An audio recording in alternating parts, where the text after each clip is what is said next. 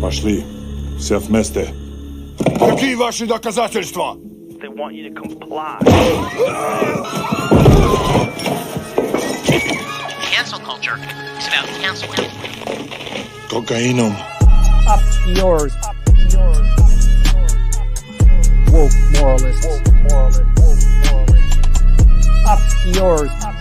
This is systematic bullying that's happening. Woke moralists. Up yours. And they believe that they can then Woke shut us moralists. up. F around and find out. Up yours. Woke moralists. They seem animalistic is what I mean. No, they're worse than animals. The woke mob, they ruin everything. They stop Ben Shapiro from going to events and speaking. They stop Ann Coulter from doing it. I will never surrender even a single inch of ground to a pitchfork mob. You never cave to the mob. We will never bow to the mob. Ever. No matter what. Do you see the final expression of cancel culture in terrorist groups like Up yours. We'll see who cancels who.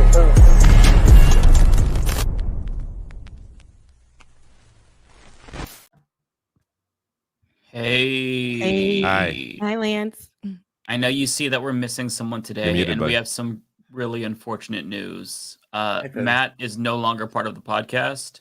We had a meeting, and we've decided that it's time to part ways. It's time to go. He loves super chats too much. He's been getting too many of the super chats, so we got to spread that love stealing all around. of our money. Yeah. He's taking it all. I actually don't know why he's Sam not here. Bankman-Fried of the Leftist Mafia. yeah. So Maybe that's You I know feel like Matt he's is really not engaged in gonna that right now, and he's missing the start of the show. Which Yeah. I wish he was here to talk about that, because he was just found guilty. Oh, I Yeah, did not see good this. news, Yeah. everyone. Oh, wow. Sam Who was Bankman-Fried. found? I missed it. Sam Bankman-Fried, Here's- he was basically here's the president and CEO of FTX, which was a massive crypto. Oh, Matt's here. He'll explain it better than I can. Yeah. Oh, hey, Matt. It looks like he just got done reading Matt, a whole like bunch he about rolled this. out of bed. Like he rolled out of About Sam bed, Bankman-Fried. ran to the seat, and came. You're muted right now. You're on Oh, mute, he doesn't Matt. know. You're on mute on the show. His I don't mic. think it's the mic. I think that it's No, showing you on just, mute you in the selected software. mute on Streamlabs. It's on Streamlabs, Mhm. man. Streamlabs Hit- is showing mute. Hit the mute. Hit the mic button. Since it's in your Streamlabs. Yeah, Matt, Mike, Because it got disconnected. Okay. okay. Hi, Matt. Yeah, Hello, how are everybody. you? I'm running late, not because I'm literally just got in because my kid has basketball practice now on Thursday. night. Okay. What? Oh, Peanut so- father? What the fuck? How dare you? How So dare this you is- put your shit Yeah. above the podcast? You have to supposed tell to them to sacrifice for all change of us. that. He Don't was they being understand active that this podcast outside. is so important? They have to change when to practice it. Yeah, we did the thing, Matt, where we announced that you were kicked off the show. We already did It wasn't the as meme. what are you effective doing as when here? Matt does it, though. So Right. did you miss the news about Sam Bankman-Fried? Did I call him? Is that his name? 7 counts. He faces like 100-something years in jail. That's right. I mean, Wow.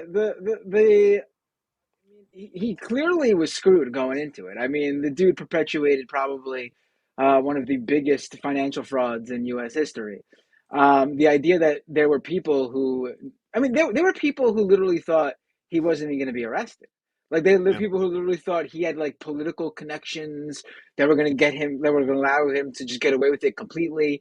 One such individual who said that was Elon Musk. I mean, people who said that. I mean, it was always clear that this dude was fucked. Your was audio is fucked. cutting out. The input is you're coming from your laptop. I don't think it's coming from Yeah, you. Yeah, it is the wrong one. yeah. Your mic. It's all right, Matt. You ran right up in here, taking care of your We'll give kid. you time. Rolled We'll out give you of time bed. to collect yourself. How's this now? There Yes, we yes. go. There he is. Now Better? we're ready for our Okay. Bender Much better, monologue. much better. Yeah. Okay. Well, this dude. Well, did you hear anything I said or no? Yeah. Yeah, It was we just did. It muffled, was just but the yeah. end where you were fading out. hmm Oh, okay. Well, I'm just saying this dude was clearly screwed from the beginning. He was fucked. The question was just exactly how fucked was he gonna be?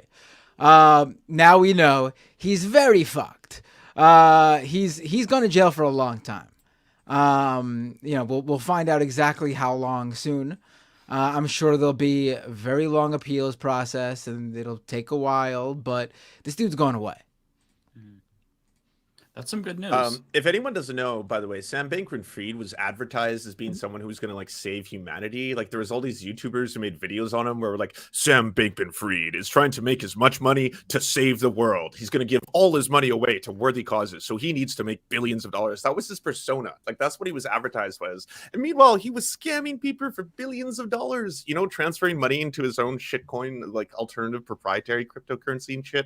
I'm sure Matt can describe it a lot better for the details, but like it is honestly just like one of those things where I'm actually kind of shocked that he's facing consequences for his actions. Maybe this is the start of the day, the golden age of cryptocurrency scammers finally fucking facing some repercussions.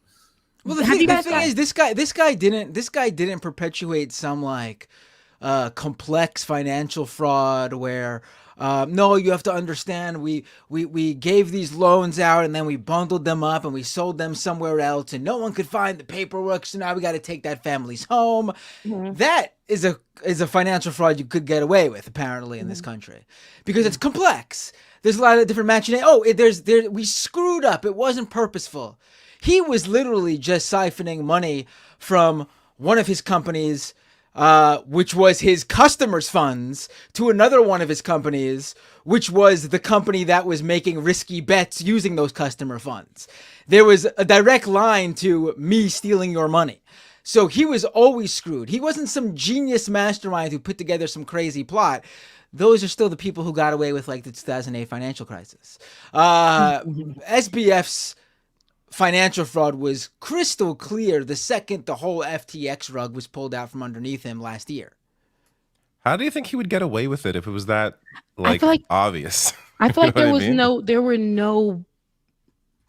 no safety nets around crypto. That's how I felt. That's kind of it. Is that no one's facing consequences for their actions. No one. And everybody wanted to get into it because it's fast money. I remember dating a guy that I ain't dating no more because he ain't good with money. But I remember dating a guy and he came up real quick, like made a lot of money. You know, he invested a lot. This was during the onset of the pandemic. A lot of people were getting into crypto, like people were getting into that tea that nobody drinks anymore, but just like that. And he made so much money. He partnered with this, different people in crypto that were like, you give me this and I'll triple the money and I'll get you all that, and it was working. So he was like, no, my people are real. One day we went to eat and he was sweating and it was just like, he kept shaking. Was it on a Saturday? Was it the SNL episode of Elon Musk? Was it that day when Dogecoin plummeted? He was just shaking and I'm like, are you okay? And then he was talking like real loud, like you couldn't hear himself. He was having like a really bad panic attack. And he told me that all of the money, and he made like a lot of money, all of the money disappeared, gone. Can't contact the people, nothing. And there was nothing in place for him, like to call the cops. There was no bank, no financial institution to contact, nothing. They just took the money and ran. What a nightmare. Mm-hmm.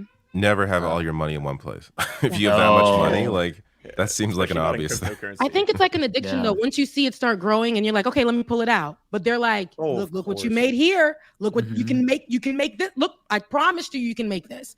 And I know I can make more. I can get you more.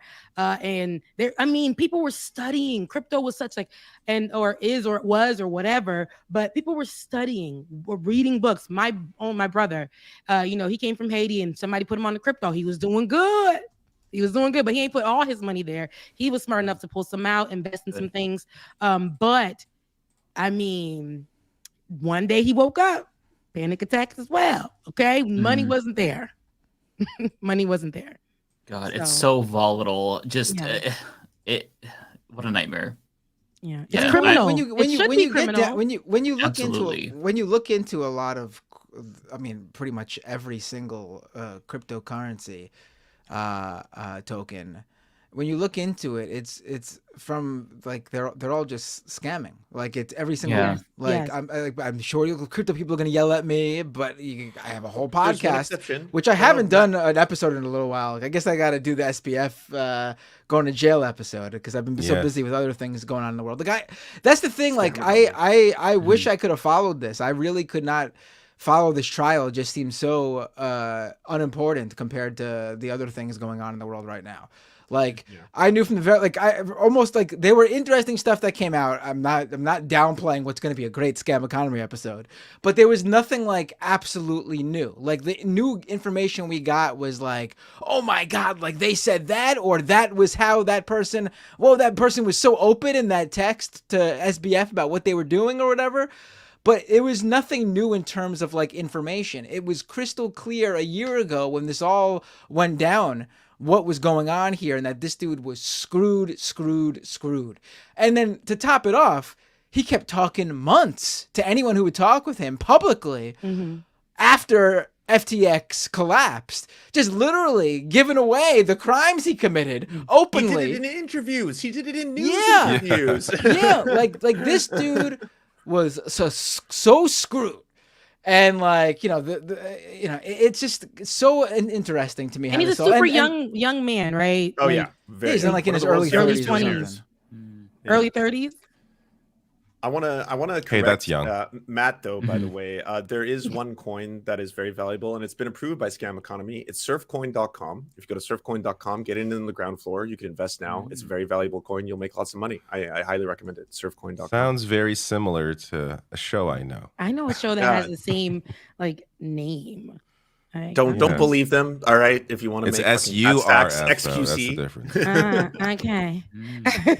I would. Everybody wanted to. I've been. A lot of people came to me, and I've heard about the story about this man. But a lot of people were coming to me like, "Hey, you know, if you get into crypto, look what you can do." I know so many people who went into crypto, and it's one of those. It is a scam thing. You get in, you make money, and now you become the expert. Now you got a whole manual that you selling for $100, where you taking folks' money. There's a woman who was doing right, living a good life, right? Just really a good citizen. She is now in jail because she got involved and into crypto. It was good to her. And there's a level of greed that some people get. And now they start stealing people's money, start stealing folks' money, put people on and then start stealing their money. So.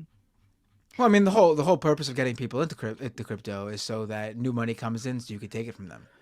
I mean, that's the whole thing. Like, it almost sounds like a pyrid scheme of sorts. Yeah. I mean, that's the thing. It's called last man standing. It's different. There's no product. It's an upside down triangle is what it is. And everyone's investing specifically to turn around and make money.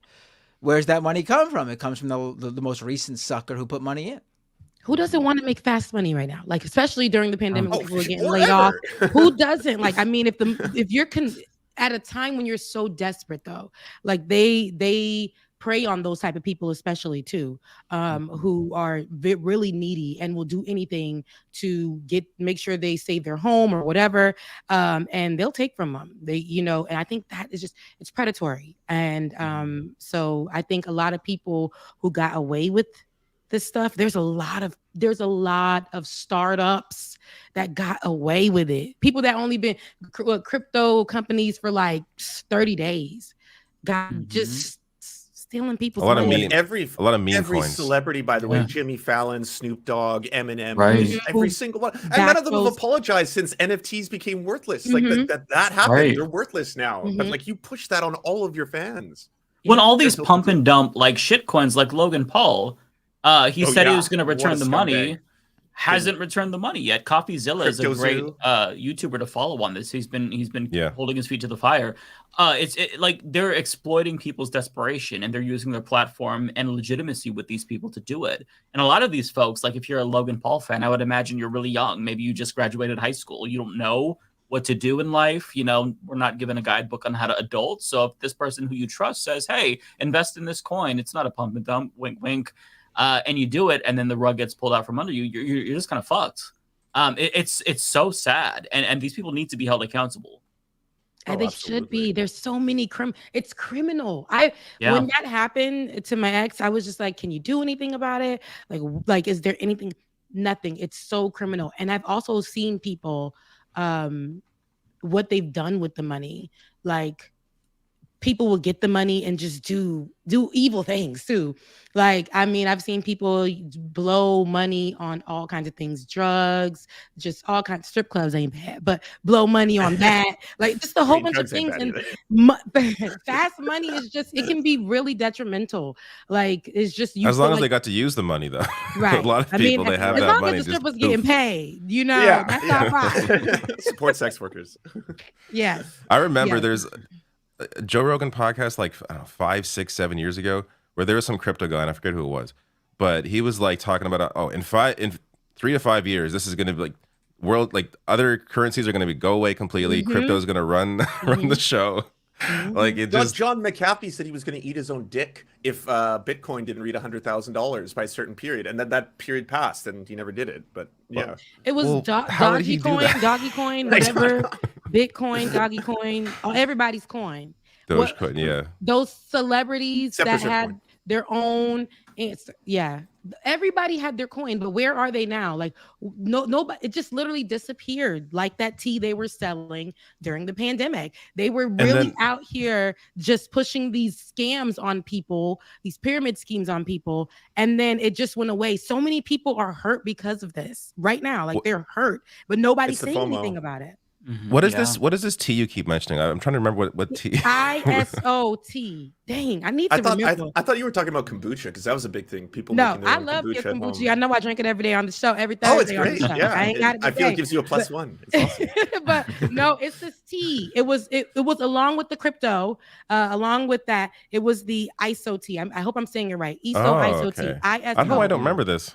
And because it was on all the urban platforms. Everybody was trying to get their waist cinched during the pandemic. They were like, if you sitting at home eating, this tea is good for you. So many people who lost their job or were furloughed, these people were selling these teas. A lot of celebrities were pushing the tea. And they were having.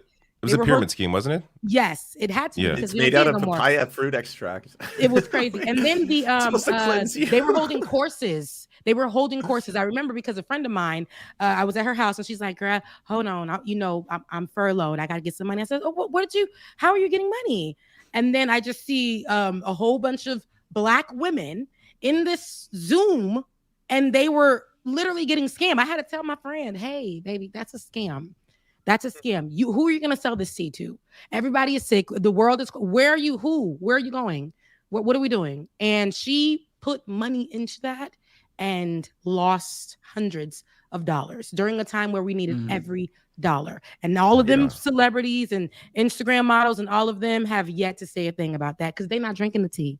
They're going to get surgeries because they got the money. I was gonna say it's nice to know that what brings all of our communities together, it doesn't matter if you're the white community or the Black community. White women have Goop, and then there's this example. What is Goop? Goop is Gwyneth Paltrow's proprietary, like, it's supposed to be wellness stuff for women, but it's all just like the weirdest shit. Like, one of them is this like egg that you're supposed to put inside you. Another one is like a healing mist that apparently it like cleans your lungs out. Like, it's all like $300 a piece.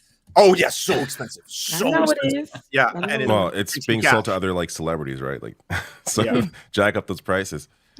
Yeah. The tea thing reminds me of these really predatory clothing companies like LuLaRoe or LuLaRoe or something, where you can sell their clothes and potentially make a ton of money, but you buy it all up front and then you sell it for like a markup. And a lot of women end up making a lot of money at first. I know someone who is part of this, and then they overbuy. They have a lot of inventory that they can't move, and then they basically invested a lot of money, thousands of dollars, into these clothes that they can't move. And it's like, like MLMs. Yeah, exactly.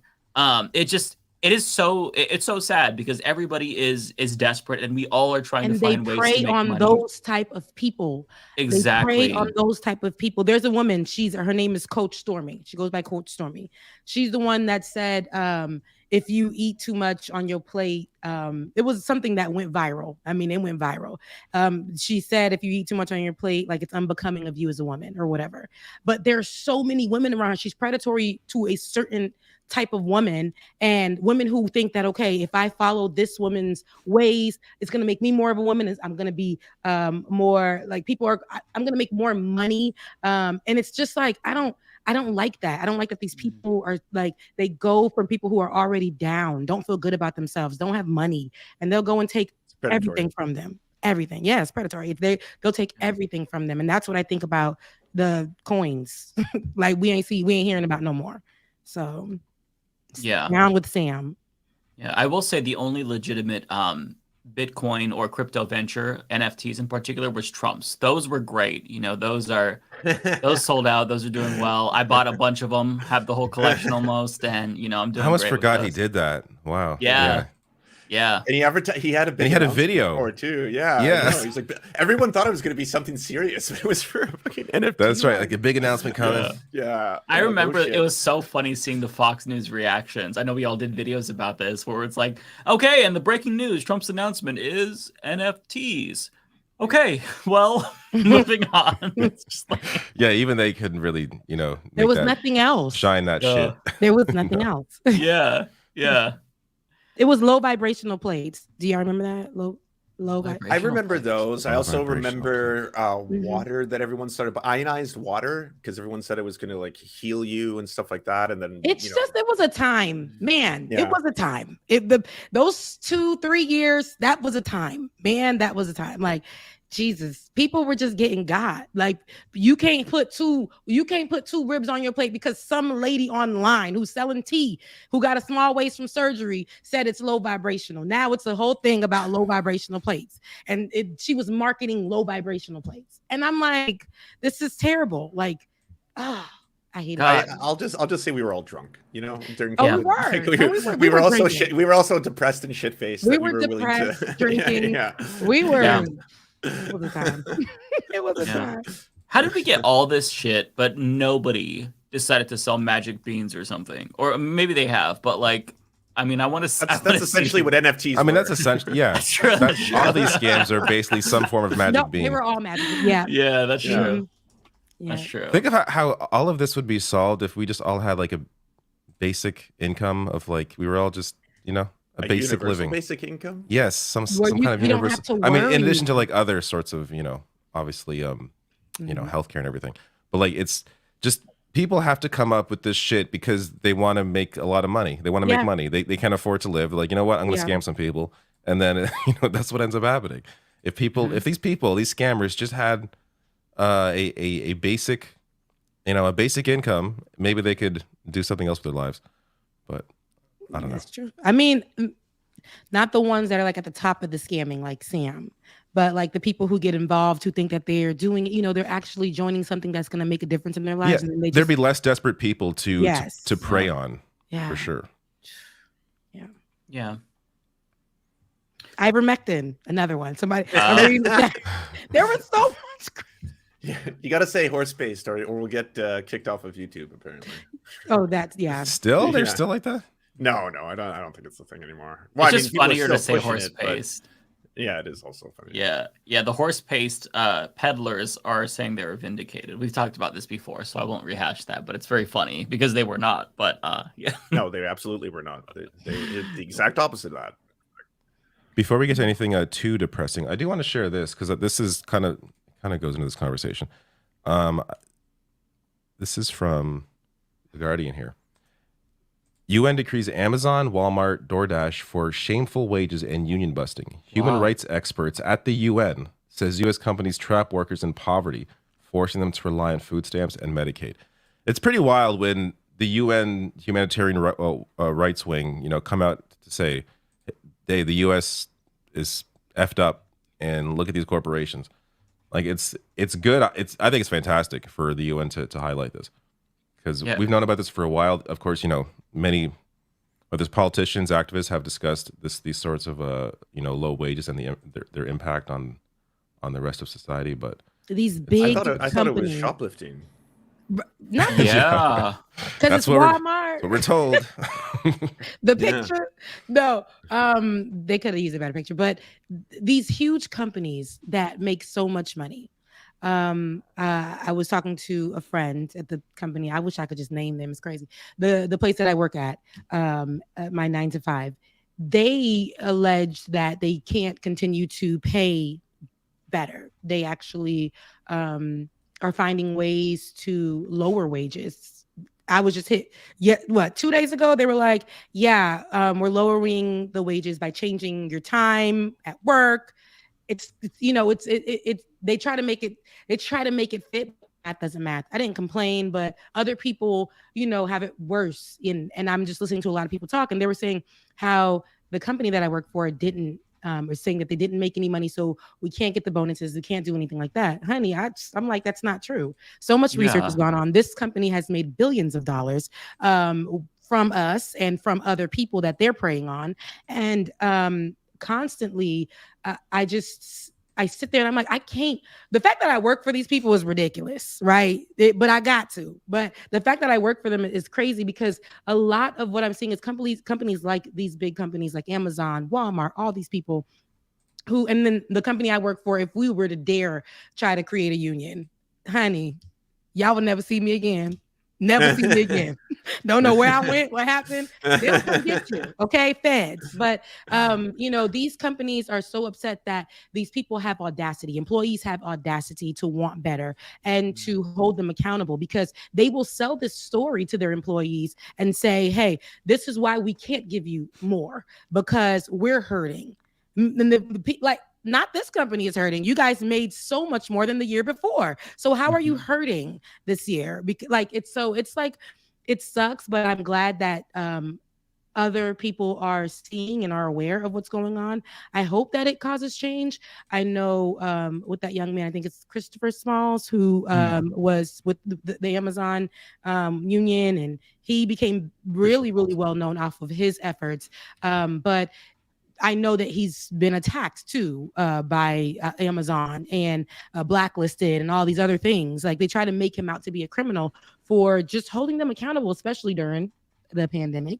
So it's like they will make all these excuses, and they are powerful people that no matter how much you put out there, no matter the stats you put out there that show them to be liars and criminals and crooks, capitalistic people, they will still win because they're just so much bigger than the employees. But it sucks that the employees have to get reprimanded for having audacity to want better. I hate it. Yeah. And I just love how they fuck you over in a million different ways. And then if you don't come into work with a smile on your face, then you're part of the problem, or you don't want to work. It's so ridiculous. Yeah. What jobs have y'all worked in the past? And I can start. I've been a dishwasher at restaurants. I've worked at 2 famous players, which are movie theaters. I used to do guerrilla marketing for a newspaper company, and then for a liquor company after that. Construction. Worked construction for a whole year. Interesting. Yeah. What'd you do there? Yeah. I was doing demolition, and it's the worst job I've ever had in my life, where we had to knock down the drywall and like the insulation behind the drywall, and you would wear like a mask and stuff, but in the night all of the fiberglass would get into your fucking skin, and I would just sit there all itchy. It was horrible. God. Yeah. I worked at when it was a dark time in my life, and I was getting my master's degree, and I worked at a waxing salon. Y'all wouldn't believe what I would see with rich women coming in there. I'm like, girl, and then they're at the waxing salon, and I had to scrub toilets at the waxing salon. Just so those are the hours that fit while I was in school. And then I worked at what was it, like a place with semi trucks? They were a trucking company. And she fired me because I came in with heels on, and because, honey, I wear heels. And I came in because when I'm going to work. I came in with heels on, and she fired me the next day because she wanted me to go clean out a semi truck where somebody had passed away in that semi truck. And it was about 113, reading at 113 degrees that day. And I was like, okay, guys, I had on heels, and I put on that yellow jacket, that crossing guard jacket thing. Oh my gosh. And I was walking towards the dang semi truck, and I just turned around. I never came back. And that was it. That's worth not being haunted. I was like, I'm not going in there. She was telling me like she's like, you don't have to wear heels. You don't have to do that. I didn't have to clean the semi truck.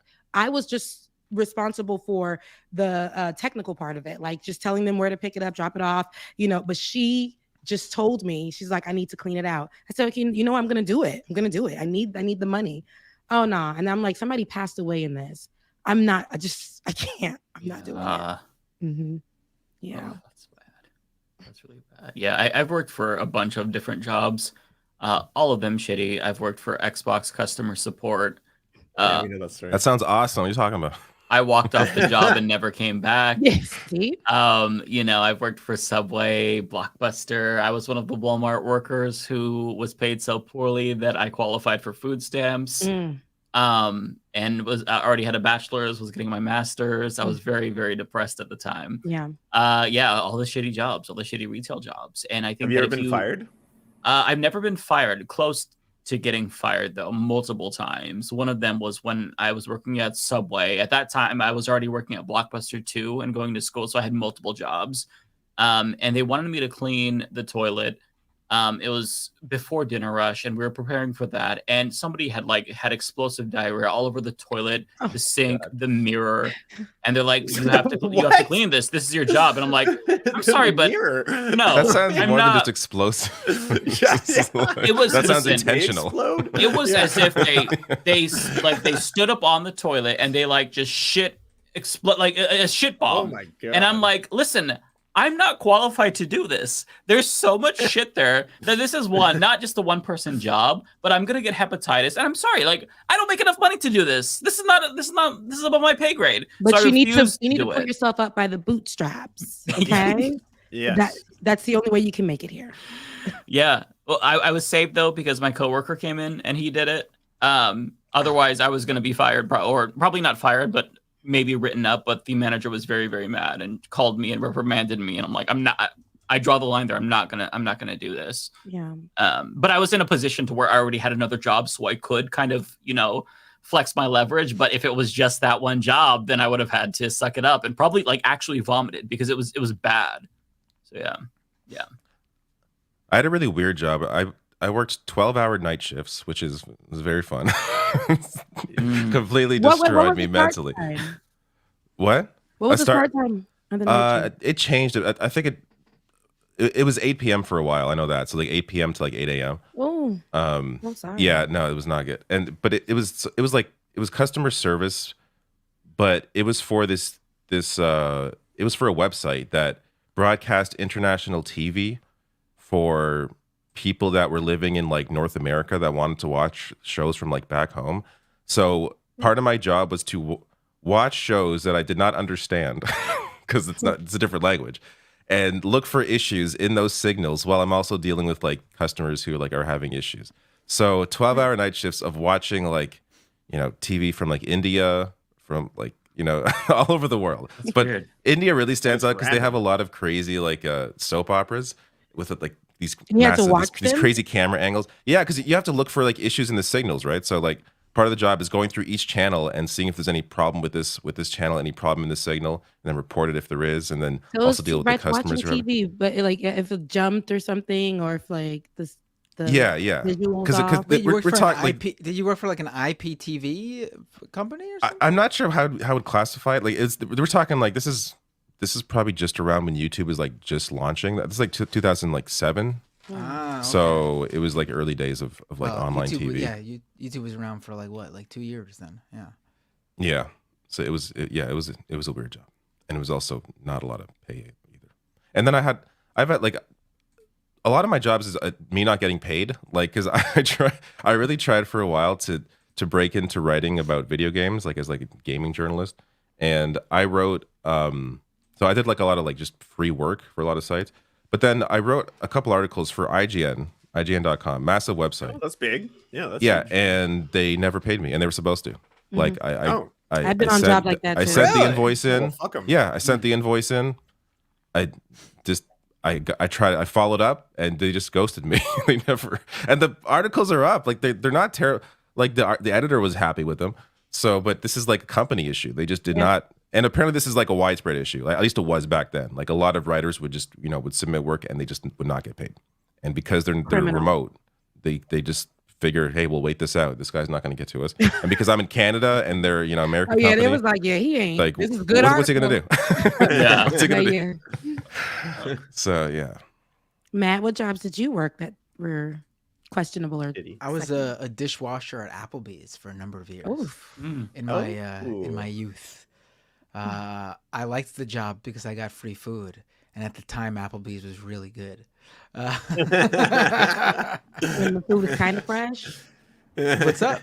When the food was kind of fresh. Yeah, Applebee's like back in like the mid 2000s. Applebee's was like top notch. The hamburgers, the chicken wrap, the orange chicken bowl. That was all good stuff. And then they had the apple crisp over the vanilla ice cream for dessert that they were known for. Applebee's was my favorite. Stuff that didn't turn your tummy like instantly. Oh no, they screwed up. Over the years, they took all the best things off their menu. It's like, we're gonna microwave TV dinners from now on. Yeah, and so I wouldn't work at Applebee's now because their food's not as good now.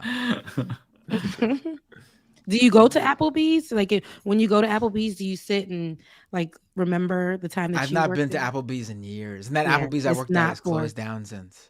Like Lance said, you got a sophisticated palate now, so it's not something that you'd be like, "Let me go to Applebee's." Yeah, it's not. And then I was also I did a lot of PA work on commercials and film, and then I did extra work along with that because it just made sense because I was already doing it. PA, let me tell you, PA work on any sort of film set, whether it be commercial or a movie or TV, it is the that without a doubt is the hardest job. Me too. Universal. The hours, what they expect you to do, and like I'm not saying they expect you to do like anything like super crazy, but like PA is really like you need to do whatever the hell they ask you to do, whether it be blocking off. And they treat you like shit, at least in my experience. Yeah, they do. They do. I've been pretty lucky. I mean, but you'll have to block off people from going down a street, and obviously you have no right to do that. You're basically just asking people not to go down a certain street while people are shooting, and people can either say, "Oh yeah, no problem," or say "fuck you" and keep walking down that street, and then they go past where they're shooting, and then the people who are shooting are mad at you for not stopping them, even though you have no legal right to stop them.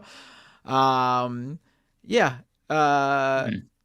gotta sometimes drive back and forth from where they're shooting to like the tents where everything is set up. If it's not exactly where they're shooting, for example, PA work is hard work. I worked on a show called. They have you work like 12 plus hours too. Yeah. And it's all on your feet, running around, doing everything. It's tough. It's props to anyone doing film set work on films. I worked on one episode of the show called Pick a Puppy. I'm not sure if anyone ever watched that show, remembers that show. No, but it sounds adorable. I think it was. It eventually went to CMT. Do you guys have CMT there? It's like the country music television. Yeah, country music television. We never watched it. Do we I'm have not sure if it was initially country on there, music television in the United States of America? By God, we do. Anyway, so I worked one episode on that show. I'm not even lying. The worst people I've ever worked for in my entire life is the crew on that fucking show. I hope someone finds them and knows who I'm talking about. I forget all their names. They're all terrible. It was like I was working. A friend of mine was like a PA for the show on a regular basis. He asked me if I wanted to help out. Helped out a day, and they treated him like absolute garbage. Just the way they spoke to him, the way they kept like poking it, the entire day was just ragging on him. And I feel like they weren't comfortable with me yet, really. But my God, I was like shaking with anger by the end of the day because I wanted to just like deck these people. But I didn't want to ruin this job for him, right? So I never went back. He asked me if I wanted to help again. I'm like, no, I'm sorry, I cannot work for those people. Just absolutely pieces of garbage. There's some people that work in TV, they're just terrible. Yeah, no, I have a lot of friends who are producers because after college, some of my friends went on to be producers. I worked local news. I didn't like it. I worked radio, didn't care for it too much. So I moved to New York. I wanted to be the free spirit, and I was living in New York worked at Gap on 34th Street. Shouts out to them. I dressed the men in the men's department who would, because people in New York are entitled. So they would leave their jobs, come there to get dressed, to go other places. So I had to dress them, but they just paid me as not that. And I literally did a whole fashion show at that 34th Street. But anyway, shout out to that. My side job was I was working on a show, Blood, Sweat, and Heels on VH1 at the time. And my boss, I want to name her so bad, but I'm not, was one of the people on the show. And you guys, like, she got me in. So she got me in under the guise of, okay, young Black journalist in New York. And she's a journalist herself. So the show's about a lot of women, Black journalists or people in radio, women in television, women of color who were living in New York and making it. And, you know, she was like, oh, I see myself in you, that whole thing. And I was so excited. I was like, oh my God, yes. That lady was so mean to me on camera. Okay. She was so mean to me. I had to follow her everywhere. I thought I was going to get to do journalism work behind her. And I signed a contract where she was going to pay me. Okay. So I did months of work while working at 34th Street Gap. Okay. My work included, though, it was slavery. My work included like cleaning her home, writing an article and signing it with her name on it for like a big hip hop. I forgot what the magazine was called at the time. And then she said, helping her throw this big event. I want to name that event, but helping her throw that big event, doing most of the work. And then when I got there, she got upset that I had red lipstick on. She sent me back to take the red lipstick off. I still made it in Essence magazine that day, though. I was looking a fool with dry lips, but I still made it in Essence magazine, looking sad. On camera, the producers, one time she needed to, they had one of the scenes where she was going out to go, the vacation scene. And she was like, she didn't have the clothes. She sent me to go get the clothes for her last minute, some boutique that was about to close. The woman, when I got there, was upset, but she told me to just pick the clothes, and I did. And I picked the clothes and I ran, like I got on every train to get back to her, got back to her. Cameras is in my face. I was just so uncomfortable. Cameras is in my face. Get into her apartment, small ass apartment, just literally so small. And she just used to feel like it was just everything. Don Lemon lived like across the way. She lived in like that type of place. But she threw the items at my feet. She was like, what is this? On camera. She threw it at my feet. And I'm looking at her like, how do I handle this? I'm really trying to say, like, how do I handle this? I know I've been, I've worked these kind of jobs already, especially in TV news, but I didn't I'm on camera. Okay. And she's, can we see this still?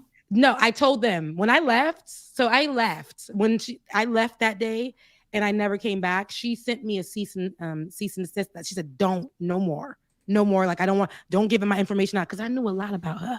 Okay, I did. And she said, and I told her, you need to cut all those clips. The producers saw me when I was leaving and they said she was 100% wrong and they weren't going to show that part. And they ended up not showing any of me because I emailed her. I said, don't if you look, lady, this ain't nothing to me. Like, I don't have anything to lose. What are you going to take from me? I'm in New York, ain't got no money. I'm like everybody else. I'm 21. And she told me I would never be anything. Like I would never make it in this business. And then she ended up seeing me like go viral back in 2016. And she wrote me this long post about, oh my God, could you come on my show? I left her on red. Good. Good. You got the last word. Screw her. Like, oh my God. She was terrible. She was nasty. And I took a lot of it for a long time.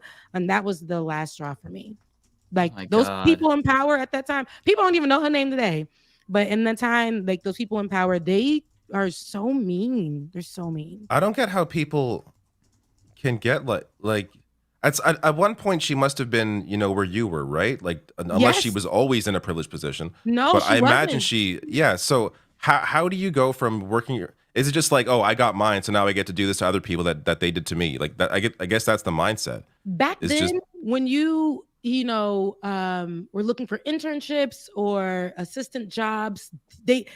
especially in journalism, because I wanted to go a different route, and I did get a TV job. I didn't like it, especially with what they were trying to pay me straight out of school. I didn't like it. I was in like the middle of nowhere. I didn't like it. So when I went to New York, they have this thing where people are like, you have to feel pain, like working for somebody. You gotta struggle. You can't feel good. It can't feel like you're learning. You have to struggle. It has to hurt. It has to break you in order for you to make it in the business. And that I was like, such an old school mindset. Yes. Like, and at that time it was why is that useful to anybody? Yeah, it's not. It was ridiculous. It was ridiculous. And it was like that sleep when you're dead mentality that, in order for you to get here, she told me, you can't just get here like that. And I'm like, girl, I really know how to write better than you. I think I'm you don't even present yourself well in the room. You don't. She got into a fight on camera. And I was like, now, sis, you're like, at the time I thought that was old. And meanwhile, I'm that age now. But I'm like, you're like 35. I'm 33. I'm like, you're old, lady. And like, why are you fighting? And she got sued for it. She went to jail. I'm like, you have to. Yeah, she was already good. Whatever. Life came back to her and hit her in the ass. Yes, it did. And so, if you're nasty to people, and people are like, I was so excited I got to work with a Black journalist who, it knows people and like who can show me the ropes and how to do things. But she thought me doing slave work for her was going to teach me how to, like how you see in the movies, like it was going to teach me how to be a better journalist. I'm sorry, that just wasn't it. No. Yeah. God, what a terrible person. Like, I almost want to go back and watch their show just so I can rage, but I'm not gonna do you would see when I say the fight, you'd see which one it was. Mm-hmm. Oh my God. Mm-hmm. Yeah. Well, we're an hour into this. Should we start talking about ceasefire today? Yeah. Yes. We don't, and by the way, I think while we're doing this, we don't have to only cover, horrifying and horrible stories, which there's obviously a plethora, but there is some other stories as well that could be incorporated. If anyone didn't follow it, Yousef had an awesome appearance on Piers Morgan yesterday. It was absolutely brilliant. It was not, a crazy debate or anything like that. It was like 2 hours of him very rationally breaking down everything point by point by point. And he also got him to try some olive oil from the Gaza Strip. And while Piers was uncomfortable about it, because Piers clearly was just like looking awkwardly at it, he's like, okay, no, I'll try that a little bit. At the very end, when he eats it, they're dipping it, and then like right before he bites it, Yousef's like, by the way, Israel has uprooted over 600,000 olive trees in the Gaza Strip alone. And then Piers eats it. He's like, that's delicious. I know. Piers Morgan, I gotta say, he is like cleaning up like this. Yeah, I know. He has used this conflict to bring on. I mean, he must know these are like he's choosing good guests. He's so odd because he'll like go back and forth. Like I'm not sure what his actual position is, but he specializes in kind of playing the moment and knowing how to go viral. Like he understands right now what I think he gets what's happening, which is why he's picked the kind of guest that he has. And we see the result of that. There's been several guests that have kind of gone viral because of their appearance on his show, and I think he knows what he's doing. So has Piers Morgan, because I haven't really watched him, because I don't really care for him, but I know that I'll see him pass through my timeline. Yeah, he's terrible. Yeah, just to be clear. So has he denounced like Hamas, Israel? Yeah. Like, has he like what they're doing? Because nobody should be dying. We know that, but has he like been specific or anything? Like I would like to know. He plays the middle so much. Yeah, he's very in the middle on purpose. So he's unbiased. He's doing the journalism. I would say unbiased. I would say it's biased to not be able to not be able to openly recognize objective reality. I think is bias. Like he is. Yeah.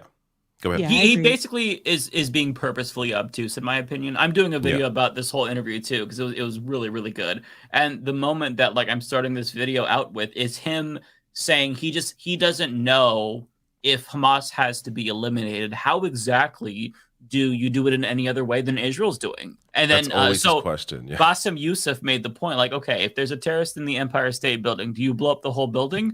And then Piers Morgan is like, well, that's the question. And then Boss was like, that's not a real question, though. That's not, so Boss and Yousef is able to use satire and dark humor to point out the ridiculousness of this neutral position that Piers Morgan takes. And he does such a phenomenal job. And it's a really long interview. Like, he goes through the history of anti-Semitism, the way that Palestinians aren't able to return, but yet they see people from around the world who are Jewish, and you can live in New York and you can just come and you could take a Palestinian house, and how this breeds anger and radicalization. And there's no better, promoter of terrorism and Hamas than Israel based on what they're doing.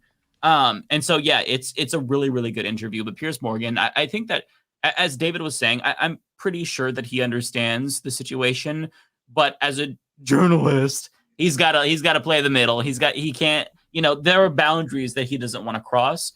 And a part of it also is, I think that he is willing to subject himself to humiliation for views and clicks. And I'm glad, because these people are humiliation fetish. They're crushing him. And we don't king shame, right? But like bringing on Bassem Yousef in that first interview, like, no, you do you. Oh, it was amazing. It was so good. Even like Cenk Uygur, really great interview. Like, I have criticisms of Cenk, great interview. Hassan, he brought on other people as well. And low key. He gets his cheeks clapped every single time, but people want to see him get clapped because they hate him, myself included. Like, I'm not interested in watching Piers Morgan regularly. I don't want to see an interview with Ben Shapiro. I've been obsessed. It's so great. It's got me to watch. It's brilliant. Well, I mean, look at the views he's getting. Yeah, like Mike was saying, he'll put himself on the line in the sense that he's fine looking like an idiot to get 10 million views on an interview. Like, that's kind of his. I will say though, like, what is the revenue generator for his show? Like, it seems like it's a well produced show.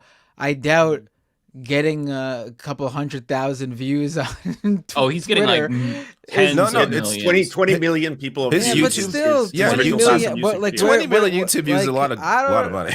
On YouTube, it's getting views. If it's on YouTube, yes, like 20 million YouTube views. Okay, on YouTube, okay. I thought it was just takes years for me to accumulate 20 million on all the videos I post throughout the year. Like, it takes years, so it's like he is doing numbers. All right. How about Elon Musk in Palestine? I seen something quick about that.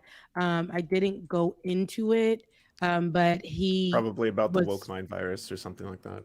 No, it was probably about Starlink.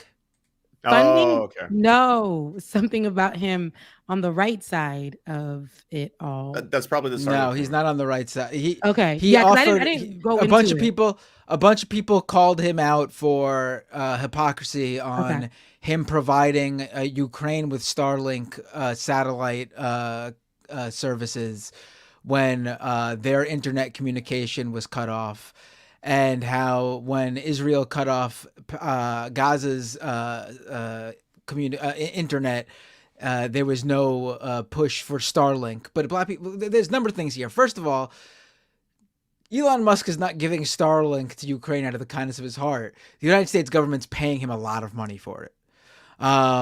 Is he asking the exact, like, is he paying like a percentage? He's like, I believe I remember he is like, he's not getting the full amount from the U.S. government, but he's getting like 90% or some ridiculously high amount, to the point where like he's making money on it. Like, he's not like, he's making when you money off of it. So it's not, because or what I read, at least cutting even. Like, there's no like loss from Elon Musk. Like, he's donating communications to Ukraine and it's on his own dime. No, that's not what's going on. No, to Gaza, no. People thought, people don't seem to understand what Starlink is. It's not just you put a satellite in the air and anyone can use it. There's these big fucking devices you need on the ground in the territory you want communicating to the satellite.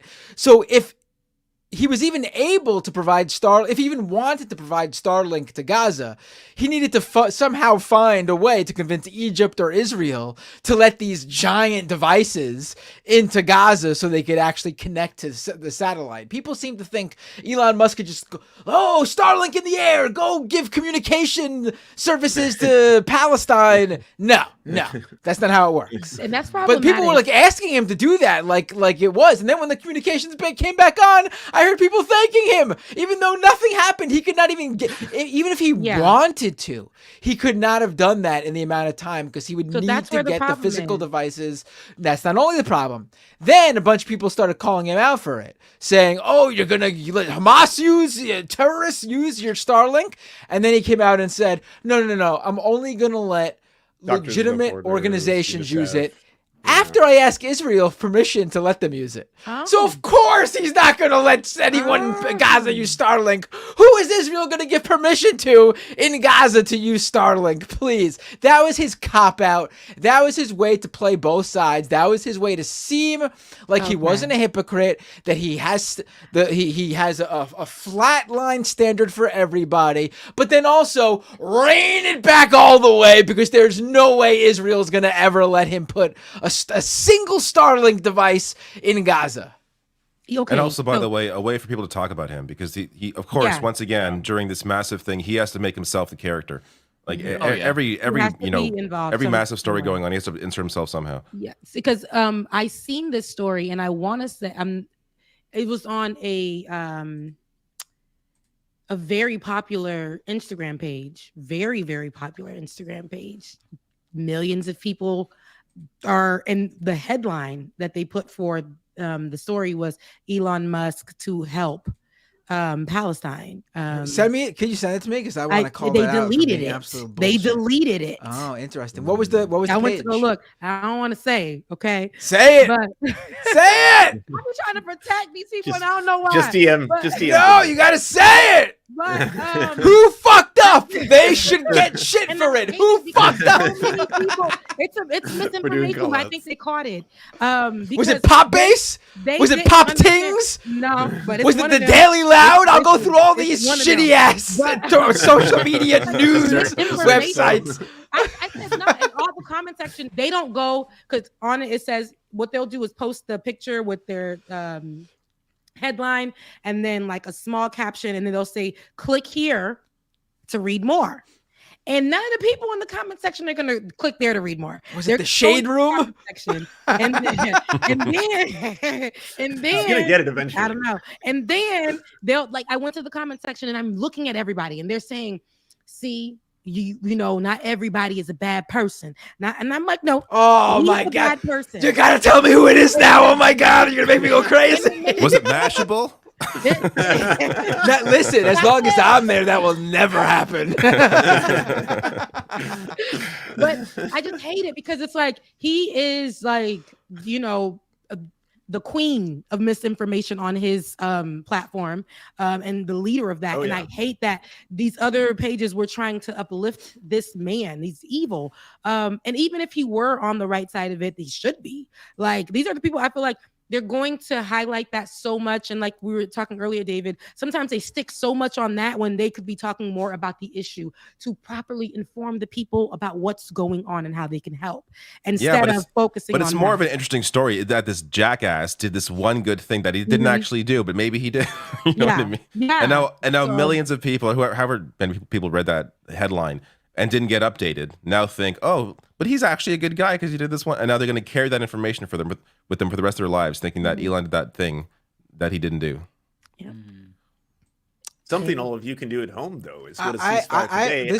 I think we should plug that just quickly. Ceasefiretoday.com. Yeah, and I do want to make some calls too. When I was covering the Elon Musk giving the Starlink services to Ukraine, and I wrote about how he bullshitted about how it went down and that the U.S. government was paying for a huge portion of the Starlink distribution.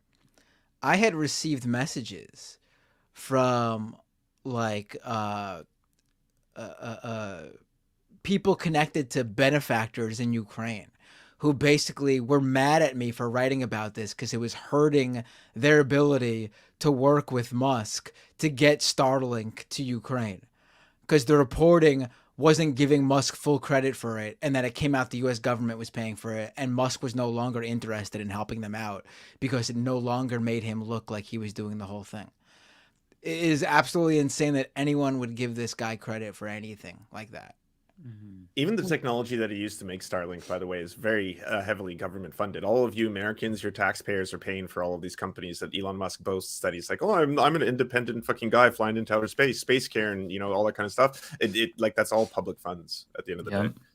But anyways, I want to quickly tell everybody there is some good news in terms of what canvassing can accomplish and do. The NDP, the third largest party in Canada, they just made a statement after receiving, according to them, 100,000 letters, include myself in there, 100,000 letters, thousands of phone calls. They have not only called for a ceasefire, they're demanding an end to all military sales to Israel by the Canadian government. So that is that's a direct result of a whole bunch of canvassing action. So please, if you do have 2 minutes of your day, go to Ceasefire today if you're an American. There's resources to do it in parts of Europe, all that kind of stuff. There's a whole bunch of resources on that website to show you how you can email your lawmakers, sign petitions. If you want money, you can donate to Doctors Without Borders near the end of it, stuff like that. And yeah, keep calling Congress members, as we're going to be doing live on the show. And I think if we're doing that, the Canadians might have to shut up. But I thought I missed it. I was late. I was like, oh, we're not doing this? You guys are already talking. So you started talking about FTX and SBF? Can we even broadcast you guys doing that? I'm not sure. Oh, yeah. I'm not sure. Yeah, we can. Oh, I can do it. I know I can. I'm in New York. I'm not sure Canadians can even, like, am I even allowed to broadcast someone else doing this? I don't think Canadians are even allowed to use the phone. Are you guys even we may not. We may not. Do Canadians have phones? No. Well, listen, we wanted it's to... a syrup-based contact. Yes. So we wanted to call on camera because I always hear from people who they feel like they're socially awkward or don't know what to say. So the website makes it easy. There's a script, but you don't even have to follow it. It's just very basic. I'm going to call my representative. She is fairly progressive. This is a progressive district, but she does not support the ceasefire. And who's your rep? Suzanne Bonamici. Huh.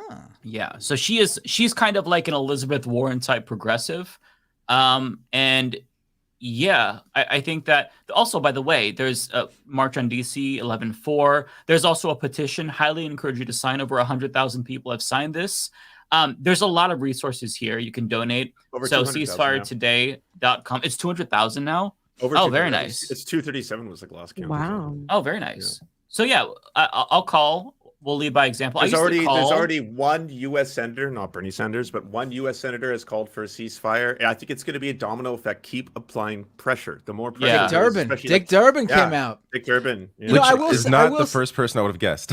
I will say though that whenever there was an attack on Ilhan Omar or Rashida Tlaib, he was usually one of the people to jump to their defense. Weird. So who knows? But I'll say it was surprising that he was the first, but I'm not surprised that he did it because I remember him being, the first to come to their side to defend them from attacks whenever, people would try to paint them as anti-Semitic or hit them with, attack them with Islamophobic remarks and stuff. Good for him. Let me share the link in all of our chats. So if you guys are cool, I'll call right now. I'll put it on speaker. One quick sec before you do. If you are a Canadian who's watching and you're one of the fans of David Doel here for the Thirst Trap picks, before you go to his Instagram, be sure to check out rcommons. What are you talking about? rcommons.ca/members/en. That's rcommons.ca/members/en. That's how you find your local MP, and that's how you contact. That's how I did it. You contact your local MPs, including their phone number for their office, their email address, their physical address to mail letters. And I just also want to reiterate very strongly, never send threats in messages you're sending to politicians. You will not only be put on lists, you will have police officers visit your house. I'm not even fucking around with that. Also, don't just send threats even if that wasn't the case, because it's not going to convince anyone to do what you want them to do. It's not useful and it's against the law, so don't do that. Yes. Yeah. Be responsible. We're just making phone calls. 9 times out of 10, you're just going to talk to an answering machine. You're not going to talk to a real person. But if you do, it's not a big deal. You're going to get a staffer. They're going to jot down your comments. And that is something that they'll deliver to the representative or your MP. So never in the history has a congressperson come out and change their mind on something, and when asked about it, they said, "Oh, my constituents said they'd kill me if I did." Well, ask Republicans though. I don't know. True. They're all afraid of MAGA over there. Those all right. crazy people. I'm gonna call. I'll put it on speaker so you can hear. It's not a big deal. All right, everybody. Here's how you do it. This is how it's done, folks. Leading by example.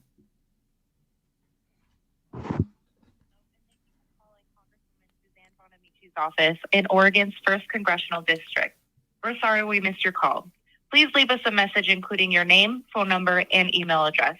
If you need help with a federal agency, please let us know which agency. If you are calling to leave a comment for the Congresswoman, please do so after the tone. Thank you for calling and have a wonderful day. Hi, Congresswoman Bonamici. My name is Mike Figueredo. I'm a constituent of yours. And first, I want to thank you for voting against the $14 billion aid package to Israel. And I also want to highly, highly encourage you to sign on to Cori Bush and Rashida Tlaib's ceasefire resolution. It's really important that you do this as soon as possible. This is really important. Please sign on again to the ceasefire resolution currently. We need all hands on deck. And if you want my continued support, this is something that I really, really want you to do. So do it. That's it. Didn't add or else, which is good job. All right, I'll go. There's going to be consequences if you don't. No. Where did you call? You just use the Ceasefire Today number and it connects you. I just Googled my congresswoman's So office. Yeah, you can call DC. I'm doing that now. See, a lot of people think I'm in AOC's district. I wish. I'm not. I'm right outside of it. Like if I was to move just a few blocks, I'd be in her district. I'm actually in Grace Ming's district, who is a very ardent supporter of Israel. Oh shit. So yeah. Mine will who knows, but I'm gonna do it. You might have to do a threat, Matt. No, I'm just kidding. No. Let's not even joke about that. Yeah, obviously I'm kidding, folks. I'm kidding. He's kidding. In Roblox, he said. No, don't even do it in Roblox. Yes. We're just joking. If you're going to be in Roblox, go attend the pro-Palestinian protests that are taking place in Roblox. Yeah, they look adorable. Absolutely, I love that. Yeah. Oh, and while we're waiting for Matt Binder to set up, I don't know if y'all saw. If you know who XQC is, he's the 2nd or 3rd biggest streamer on Twitch. He's getting dragged really badly for fucking, doing React Andy streams to like the bombing of Gaza and stuff like that. I saw screenshots. What a lunatic. Horrible piece of shit. And when people called him out, he responded by showing a picture of himself with all this money and holding money up to his ears. And then someone else is like, your soul is still empty. And then he like showed off the most ugly watch I've ever seen in my life. But I'm sure it's worth like a house, right? It's like just a watch covered in diamonds and shit like that. But anyways, Kotaku magazine, which is like a super popular video game magazine, called him a scumfuck. It was they ripped him apart. Yeah, it was like scumfuck. Excuse me. Well, it was quoting somebody else. It was quoting it. It was in the headline. I know. It's brilliant. It's a brilliant way to write a headline because you are actually quoting somebody, but you can put it in the headline. Yeah. All right, I'm gonna call. Here we go. All right. Thank you for calling the office of Congresswoman Grace Meng. Our office is currently closed. Please leave a message including your name, phone number, street address, and email address, or call back during our business hours of 9 a.m. to 5 p.m. Monday through Friday. If you have a case or concern, please call our district office in Flushing, New York at 718-358-6364. Thank you and have a nice day. Hi, Congresswoman Ming. My name is Matt Binder. I'm one of your constituents in Flushing, New York. And I'm calling, first, let me thank you for over the summer, you had a number of passport events to help people get their passports. You helped my kids get their passport for the first time. So thank you for putting those events together. But I'm going to ask for another thing, hopefully you can do for your constituents here. And that is call for a ceasefire. And also, in order to, in Gaza, in order to not only, stop what's happening there in terms of the number of innocent civilian casualties, many of them children, but also so we can focus on negotiating, getting those hostages out of there as well. Thank you so much for your consideration. Hope you can support the ceasefire. Have a nice night. Thought I'd throw in a little bit extra for mention the hostages, obviously, as someone. I think starting with a compliment is also like a brilliant way to go about it, because you're showing you're not a crazy person, right? Like, right. It's like, hey, you did this good thing. Thank you for doing this good thing. But also now maybe do something for me. You know what I mean? You approach in good faith. Yeah. How am I getting the phone numbers? Because I'm like, it's just providing me emails for mine. You have to just search them, and then there's a house.gov. They'll have a phone number with them. Like there's like their name.house.gov, and there'll be their phone number on there. I'm on Who's it. your congressperson? Rebecca, I could look too. I could go while you're waiting. Barry Loudermilk. Loudermilk.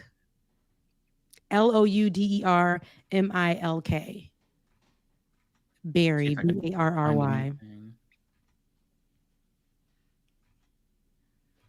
So there's a couple of different offices. There's Cartersville, Woodstock, and DC. Do you have a preference? No. Okay, I'll give you. We can do Carter's. We can do Woodstock. Okay. So that is 770-429-1776. And by the way, folks, this is all public information. I'm not doxing the congressman. They put this there for constituents, so. It's also available at the website we're advertising, ceasefiretoday.com. If you go there, you'll most likely be able to find a lot of politicians with their public addresses. And once again, we are asking all of you to send... If you have reached this recording, we are assisting others, for it is after our normal business hours of 9 to 5, Monday through Friday. We will get back to you as soon as we are able. If you have an emergency, please dial extension 204 and explain your emergency. Someone will respond as soon as possible. To leave a message for the congressman or any of our staff, please press 0. To replay this message, please... Watch Mighty pick up. I'm just kidding. Please leave your message now. Thank you. Hi, my name is Rebecca Azor. Congressman, I'm asking that you demand for a ceasefire. We want you to support and be on the right side of history to save people's lives. And we demand that you support Cori Bush and Rashida Tlaib on this effort. So ceasefire now, please, and thank you. Perfect. That was sweet. See, I gotta be sweet with them. I don't like them though. See, because you know what I'm saying. Yeah. But no. Let me tell you, it feels empowering. Let me tell you though, my congresswoman, she's like, so I remember reading. This is like 5 or more, maybe like 8 years ago now. She was like one of the main people behind a bill that gave billions of dollars to the Iron Dome. So I mean, my call's probably going to deaf ears, but who knows? I don't get it. I really. They're getting calls from people with a lot more money than you. That's right. It's really unbelievable. Like even if like how are you watching what's going on and not like let's say you don't. You think Israel's got to do this to the Palestinians, which is just disgusting. But let's just say that it just doesn't make sense from the perspective of freeing the hostages. I don't get it. How do you drop those bombs like that and say you're trying to save the hostages that are there? I mean, it's clearly not what they're trying to do. I wish the media and everybody who's saying this would just be truthful. Saving the hostages is not the priority. Israel is not trying to save the hostages. If they go in there and they find some, sure, they got to take them. But they're also dropping bombs, knowing that it could hit them. And they don't seem to really care about that all that much. So, I mean, it's simply about supporting Israel's position. It's not about, like, logically what even makes sense for the hostages. It's just about, what is Israel doing? Oh, they're doing that? Okay, I support that. Like, that says, or whatever their lobbying group is, wants them to support. Like I said this in the Majority Report earlier today, but I wanted to share it here too. If, this country is obviously very pro-cop, but one thing I know people would criticize the police about, is if there was a hostage situation and the police just went in guns a-blazing, killing a bunch of kids and innocent people who were being held hostage.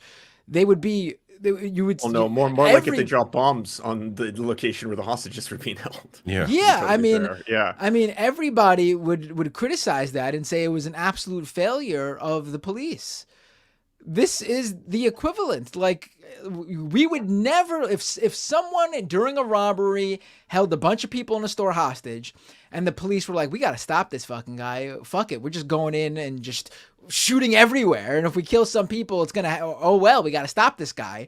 Everyone would think that was insane. Yeah. Yeah. But David, do you want to go next? On what? On the calls. Who's David gonna call? David isn't. Can we? We can't. I don't think we can record calls to our MPs. I looked this up. Yeah. Oh, okay. You can't. Okay. No, that's what I thought you mentioned earlier. That's why I thought you said we had to be on mute. No, I was asking. Can you? Oh no, no. But y'all in the same area no, you're not in the same area. No, we're on no. Oh, really? Far away. Okay. But I see it says that I'm on the west side. Canada does have single party consent rule. You can record as long as one of the parties are involved, but it might vary depending on the province. Seeing mixed results. I'm not gonna risk it. I was seeing mixed results on that. Yeah. I'm gonna look it up too. Let's find out. Yeah, it's so many different rules, but like we want to just show solidarity and show people who are watching who maybe not know what they can do in this moment, feel a little helpless. That is it may be a small task, but it's something that you can do is call your local leaders, and you don't have to do it on camera, but you can do that. You have the option to do that. And just to do if you feel like you want to do something and there's nothing major you can do, you can't go to a protest for a certain reason. Just making a call on your own would be something that still has some weight to it. Okay. It's an easy thing to do. I kind of want to call Bernie. By the way, I am seeing that you can though. I am seeing that you can. Oh, as long as one of the participants consents, and that would be you. I consent. Well, here, I'm going to call Bernie really quick. Okay. I'm not a constituent, but I'm going to call him anyway because I voted for him twice, so I feel like I should have some sway over him. So I'll call Bernie really quick. Hey, Bernie, it's Mike over in Washington. I'm nowhere near you, but... You know me. Wait, you're in Oregon, right? My bad.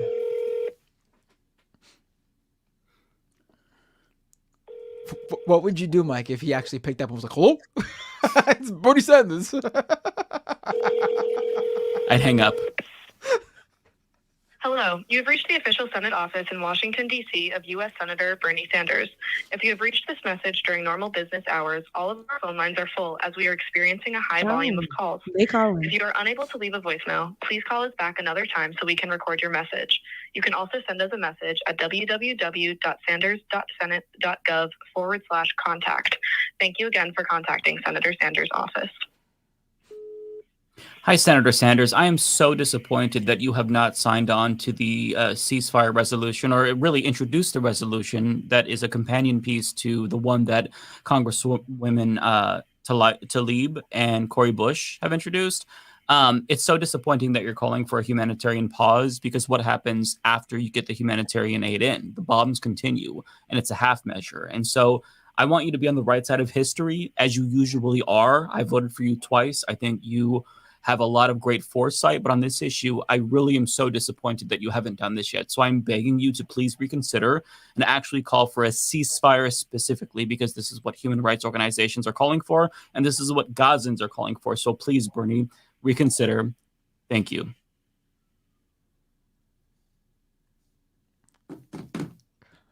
That's it. I'm gonna call Bernie as a Bernie bro and say, "Hey Bernie, if you don't call for a ceasefire, I'm gonna start harassing women again. All right?" Lance, were you gonna make a call? I don't know if you were trying to make a call earlier. I wasn't sure. I can make a call. I mean, I've got legal advice from Matt Binder. So. If you want, you can call an American politician, right? You know what? If it's Call Bernie. Call Bernie and say, "Hey Bernie, you see what Hillary said? You really want to be with that? You want to stand with Hillary Clinton on this one?" Okay, hold on. Oh my God. I should just be like, Bernie, I was your chief propagandist in 2016 and 2020, okay? This is not a good look. I can't spin this, and I don't want to spin this. It's ringing. I don't know if you can hear it. Thank you for calling the office of the Honorable Hetty Fry, Member of Parliament for Vancouver Centre. We're not able to take your call at this time. Please leave a detailed message with your name and phone number so we're able to get back to you as soon as possible. For media inquiries, please dial 613-793-5392. Thank you. Please leave your message after the tone. After leaving a message, you can hang up or press pound for more options. Hello, Hetty Fry, or most likely Hetty Fry's, I'm guessing, team that would be answering this call. My name is Lance. I'm one of your constituents, and I just wanted to call and please ask for you to support an effort to demand for a ceasefire. The federal NDP has already called for one, and I think it's time that the Liberals did as well. At this point, there's over 3,000 children who have died already in Gaza, and it's horrifying to witness every single day, but it's even more horrifying to know that we, as Canadians, are directly funding this, and we spent $22 million last year on military shipments to Israel alone. Can you please put an end to the violence and the suffering and please demand a ceasefire? Thank you. It was beautiful. Hold on. Someone just said, as if they were you in the comments. This is Lanzetta. Hello, this is Lance from the Serfs. Lance and the Serfs here. One of your constituents. You know what, should we call our senators too? I mean, Chuck Schumer is not going to listen to me on this one. I'll tell you that much too. You should pretend to be Amy Schumer. That way he'll listen. Oh my God. Yeah. And literally, I mean, our other senator seems to be MIA, completely disappeared off the face of the planet. Right. When's the last time any of you have heard of from Kirsten Gillibrand? Yeah. Yeah. What the hell? She used to trend I forgot a lot. she was around. Yeah. You see, they just go missing, and who, They do. like, They just go missing. I think that we need to pull rank a little bit and be like, hi, you might know me from the Leftist Mafia podcast. I'm just letting you know. I was considering saying on the and call, just say the mafia. I was considering saying on the call that, hey, this is your constituent Matt Binder, and I'm calling on a stream alongside 2,000 other people who demand the ceasefire. I mean, I was thinking about, but I wasn't sure if that would have moved anything. It might have even just pissed them off. They might like seek it out and try to get like some sort of a age restriction or something, or fuck with us. We benefit from anonymity.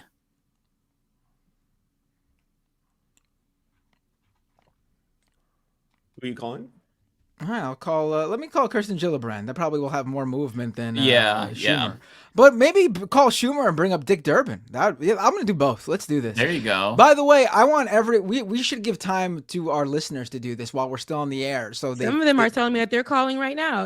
Perfect. Yes, call right now. Let's do this, everybody. Hell yeah. This isn't just us. I didn't eat dinner, so what I'm gonna do after this call is I'm gonna eat a sandwich, and you guys are all gonna call. Okay. Also, I like that some people are saying that they're calling to thank their representatives as well. Positive reinforcement goes a long way, honestly. That's nice too. Yeah, absolutely. I've been thanking senators that aren't mine, or not senators, but representatives that aren't mine, just on Twitter when they say that they sponsored it. I think that's really good because they're going to get attacked for doing this. So let them know that we have their backs as well. All right, I'm calling Kirsten Gillibrand. Let's do this. Calling the Washington, D.C. office of Senator Kirsten Gillibrand of New York. If you are receiving this message, you have either called outside of our normal business hours or all of our lines are currently busy. Please leave a message after the tone and we will attend to your call as soon as possible. Thank you for calling. You cannot record a message for... Thank Thank you for calling the Washington, D.C. office What? of Senator Kirsten Gillibrand of New York. Did it say can't record a message? They know. Yeah. Outside of our normal business hours, or all of our lines are Maybe it's currently full. busy. Please leave a message after the tone, and we will attend to your call as soon as possible. Thank you for calling. This mailbox is full. It's Oh. Wow. Hopefully they that's hate all this people up. calling for this. Yeah, I they've hope been looking so. for her too. So they're probably like, where are you? Yeah, I mean, if her Yeah. mailbox is full, I got to assume Schumer's is definitely going to be. Let me. It probably makes more sense to call your rep because Your local, it's much smaller than the entire state. You'll get through.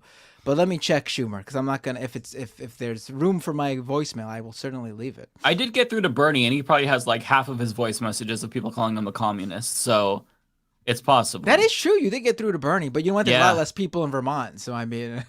Well, I called his DC office though. No, I'm calling the DC offices too. But Oh, are you still okay? You still. I mean, you're probably. Probably better Bernie, you're staffers right. that I'm sure a actually lot clear of out the people call inbox. Bernie in general. Mm-hmm.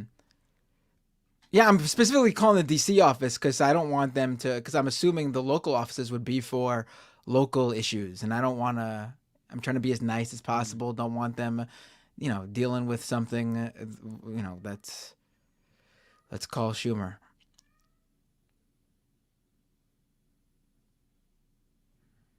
Offer to send him a copy of Super Mario Wonder if he does it. Throw in a little bit of a goodie. Incentive. Yeah. Washington, D.C. office of Senator Chuck Schumer. We are unable to take your call right now. After the tone, please leave your name, number, and a brief message. You may also visit Senator Schumer's website at www.schumer.senate.gov for assistance with a federal agency, to leave a comment, or information on requesting a tour and other services. Thank you. You cannot record a message for Senator Schumer. Again? This mailbox is full. Wow. Hello, Cisco Unity Connection Messaging System. I mean, Schumer makes sense as the head of the Dems in the Senate. I mean, but the fact that Gillibrand's was full too is very interesting. The local office might be. I'm just gonna call my senator's local office because I feel like that might be a better chance, as long as they get the message. I'm gonna go ahead and dial that. All right, well, everyone call. I'm gonna eat my sandwich right now because I am starving. You go gotta ahead. get something in that. What's the sandwich? It's I got a spicy chicken sandwich from KFC. Fancy. You don't eat Applebee's no more. Good from Applebee's. Yeah, KFC is much fancier than Applebee's. Hey, don't knock the double down.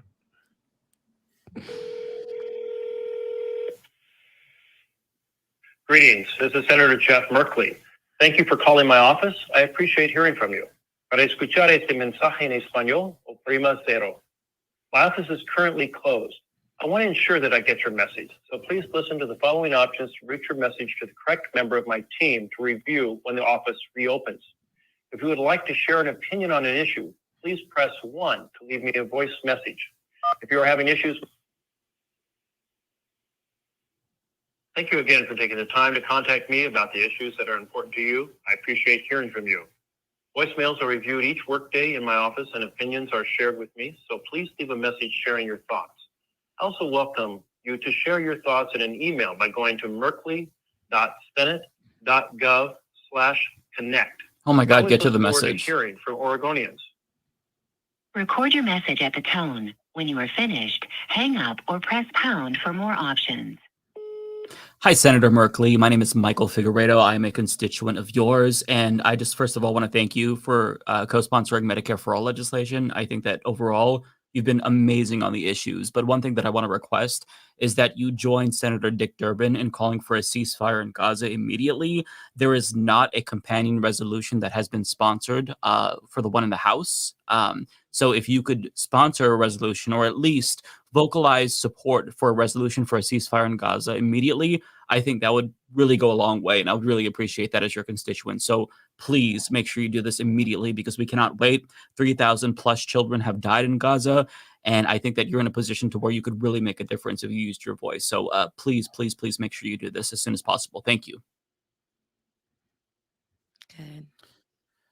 All Some right. people are emailing like the the voicemail said, you can also email. Some people in my stream are saying that they've done some email. There you go. And that was a better option for them. So whatever you can do, whatever you can do. If you don't want to leave a voicemail, you can email or whatever else. That's good too. So yeah, whatever you could. Yeah, even like tweeting at them, asking them politely. It's a very easy thing to do, right? We're not. This isn't revolutionary praxis shit that we're doing. It's very basic. We're just trying to. Now that Dick Durbin, I think, has done this, it really opened the door. Right. Yep. As who was it that said it's like a domino effect? Yeah. So like now is the time for everybody to pounce on this opportunity.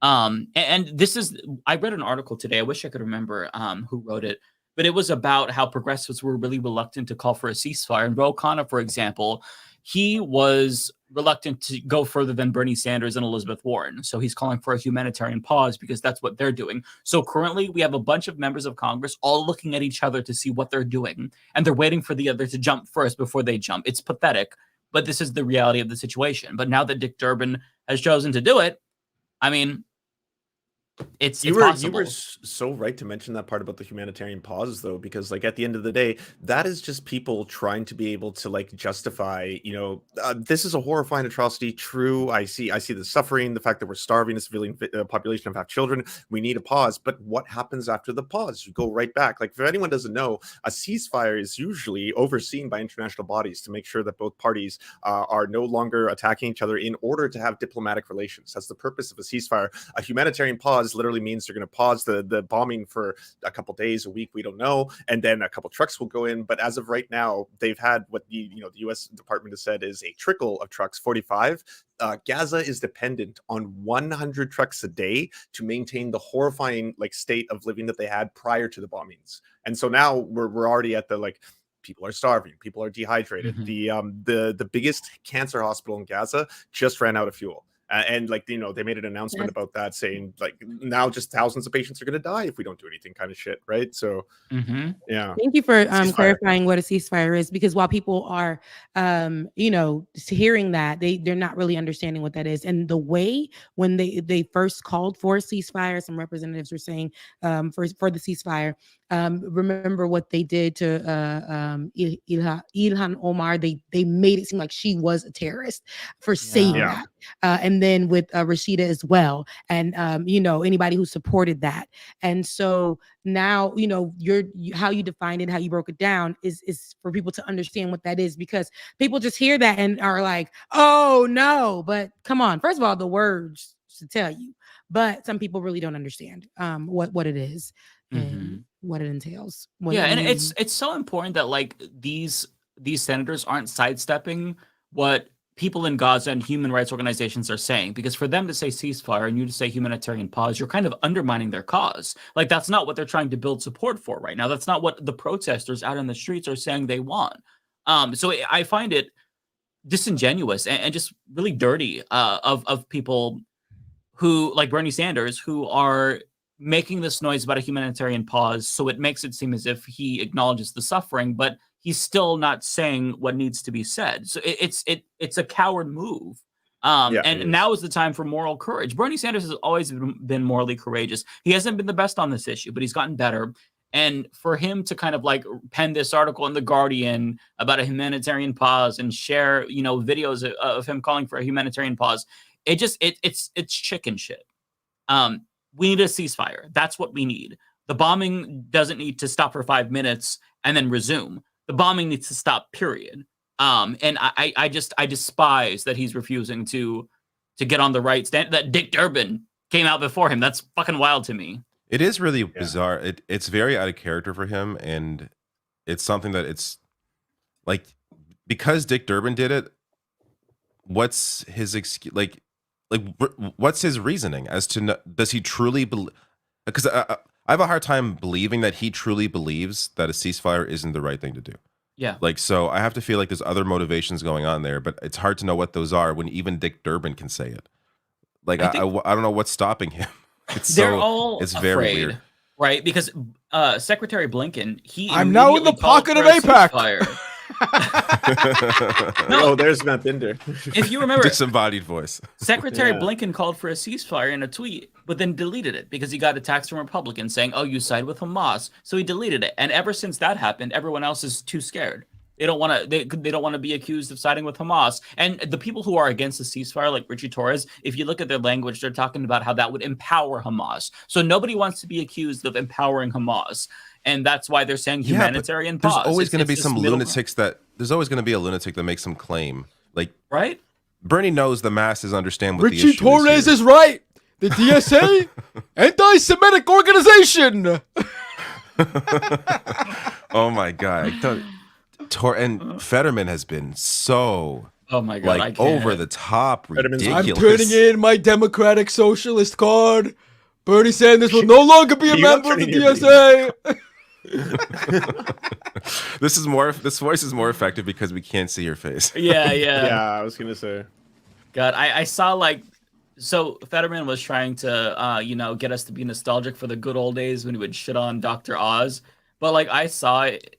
My eyes just rolled on the back of my head with this shit. I'm over the body double stuff. I'm done. It's not cute. Okay, you pissed us off. You're a monster. You're a fucking monster. He made a crudité joke this week. Really? Is this really the time to make a crudité joke? Remind us of the good old days with Dr. Raleigh. Give me a break. It's so I want to say disappointing, but it's we knew his position was bad. I think I'm just surprised at how overtly he's aggressive. It's one thing to stay silent, which is also wrong. It's another to actively say the dumbest shit possible day in, day out about this issue. Yeah. Shutting the fuck up is free. So if you know that you have a stance that is inflammatory, you don't have to say anything. It's cowardice. We'd still probably call you out. But the way that you go out of your way to poke the eyes of people who care about suffering Palestinians is so disgraceful. And there was an interview that he did with, there was a Jewish peace activist who confronted him. And this one, thankfully, didn't get manhandled by his goons. And he said something to the effect of oh, well, Israel should be able to do what it deserves to do. And it's what? Okay, first of all, you can just tell he does not know what he's talking about. He's out of his depth, but he just knows that he has to play the greatest hits. So he doesn't get, any political repercussions. AIPAC, DMFI don't come after him. That's all he's doing. But he doesn't know anything about this fucking conflict. Nothing. It's so ridiculous. I have a few clips if y'all want to see. Yeah, let's do it. It's good to see. Here we go. MSNBC saying legit things. And given these bombings are being done using our tax dollars, perhaps we should ask some questions. For example, how does bombing a densely populated land strip filled 50% with children constitute self-defense?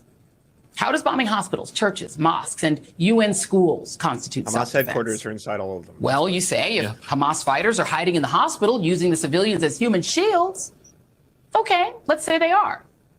Are you arguing that flattening the hospital and killing newborns in their incubators and their moms in the NICU, cancer patients, someone with a broken leg, the doctors, nurses, and just the women and kids hiding in the hospital, that's not a war crime?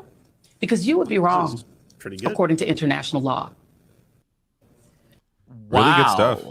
Really good stuff. Joy Reid. Okay, listen. Joy Reid has been a viewer of the Humanist Report.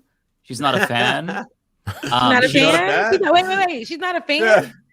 Did she give you a hate comment? I found out years after the fact that she was tweeting about me and how purity testers like me don't understand what we're saying. It was something I found out years after somebody shared it. So I'm like, oh shit, she tweeted about me. She knows I'm criticizing her.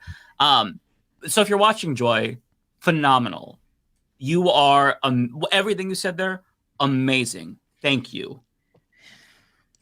This is biased. Let Fetterman talk. Play a clip of Fetterman. Play a clip of Fetterman. Who's teaching him these things? Who's giving him control? Yeah, I don't know. No, how do you do that? How did he do this? I want to do that. How does he know StreamYard so well? I need to really get in there because. No, this is it's some software Matt has that's separate. You from want a ceasefire? This is my answer. Matt.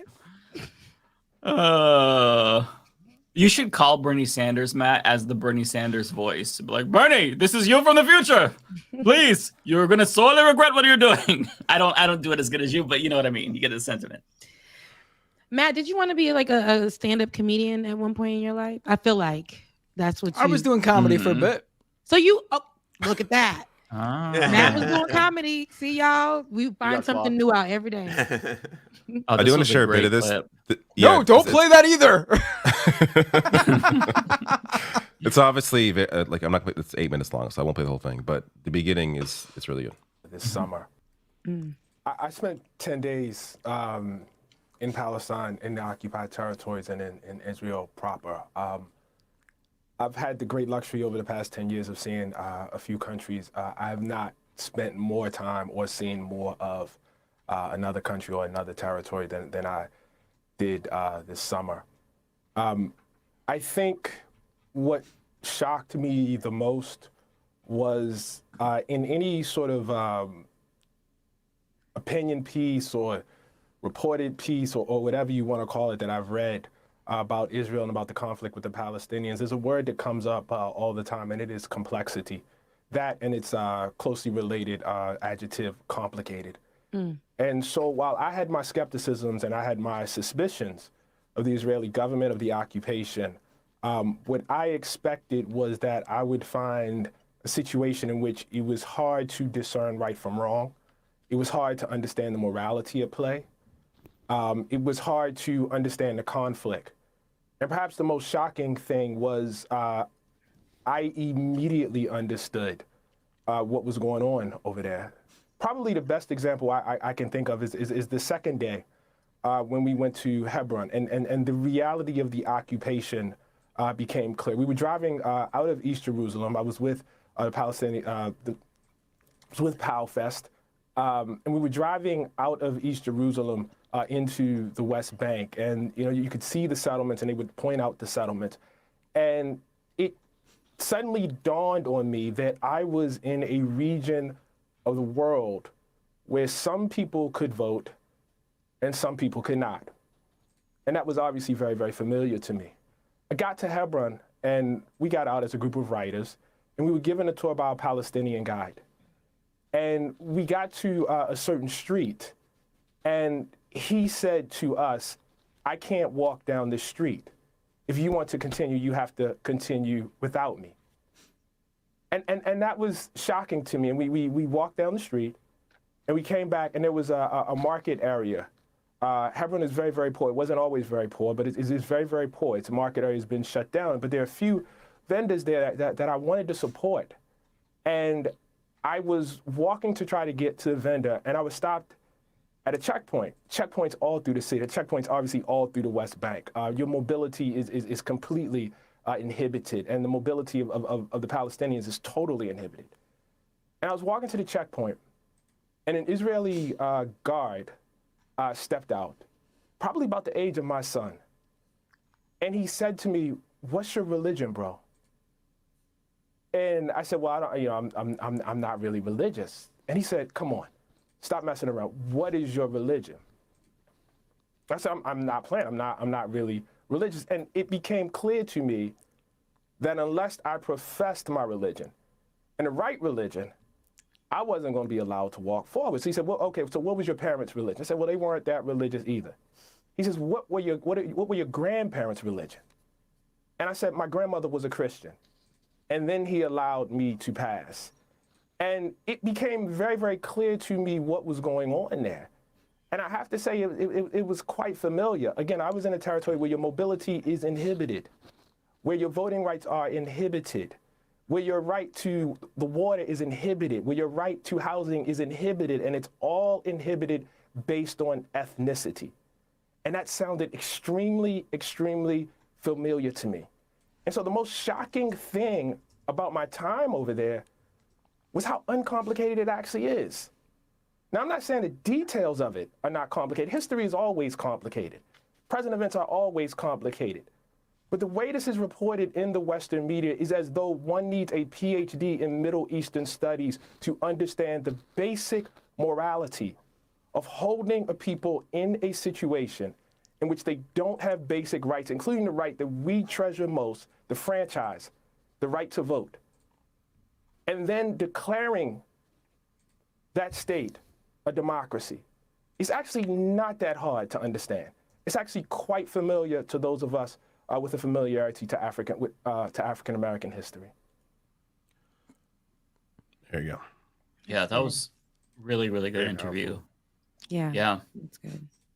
Yeah. I like that you're hearing this a lot more, that it's not that complicated. Because I think that there are people who want to make it seem complicated and will nuance troll to insert complexity into the situation that doesn't actually exist, but it is pretty simple. You have a group of people with no power, no state, no resources, who are being occupied, who are subject to brutal oppression and apartheid. And then you have another country that isn't just more powerful, but the fourth most powerful military on the planet, but they have the backing of the United States of America, of Europe, of many countries. So if you zoom out and you just look in, if you're an alien in this situation and you don't know anyone on Earth, just hearing these dynamics, seeing what's happening, it's very simple. This is oppression, this is apartheid, and it has to end. Period, full stop. I feel like everyone's finally getting into what should have been completely obvious for many, many years. And I'm glad they're here now. But, you know, the Palestinians don't have the time. Like I think I said, I don't remember where I said this, but like you look at the polls and it's very clear between millennials and Gen Z that the support, the unwavering support for anything Israel does and the complete discounting of Palestinian lives is not going to be the case for long.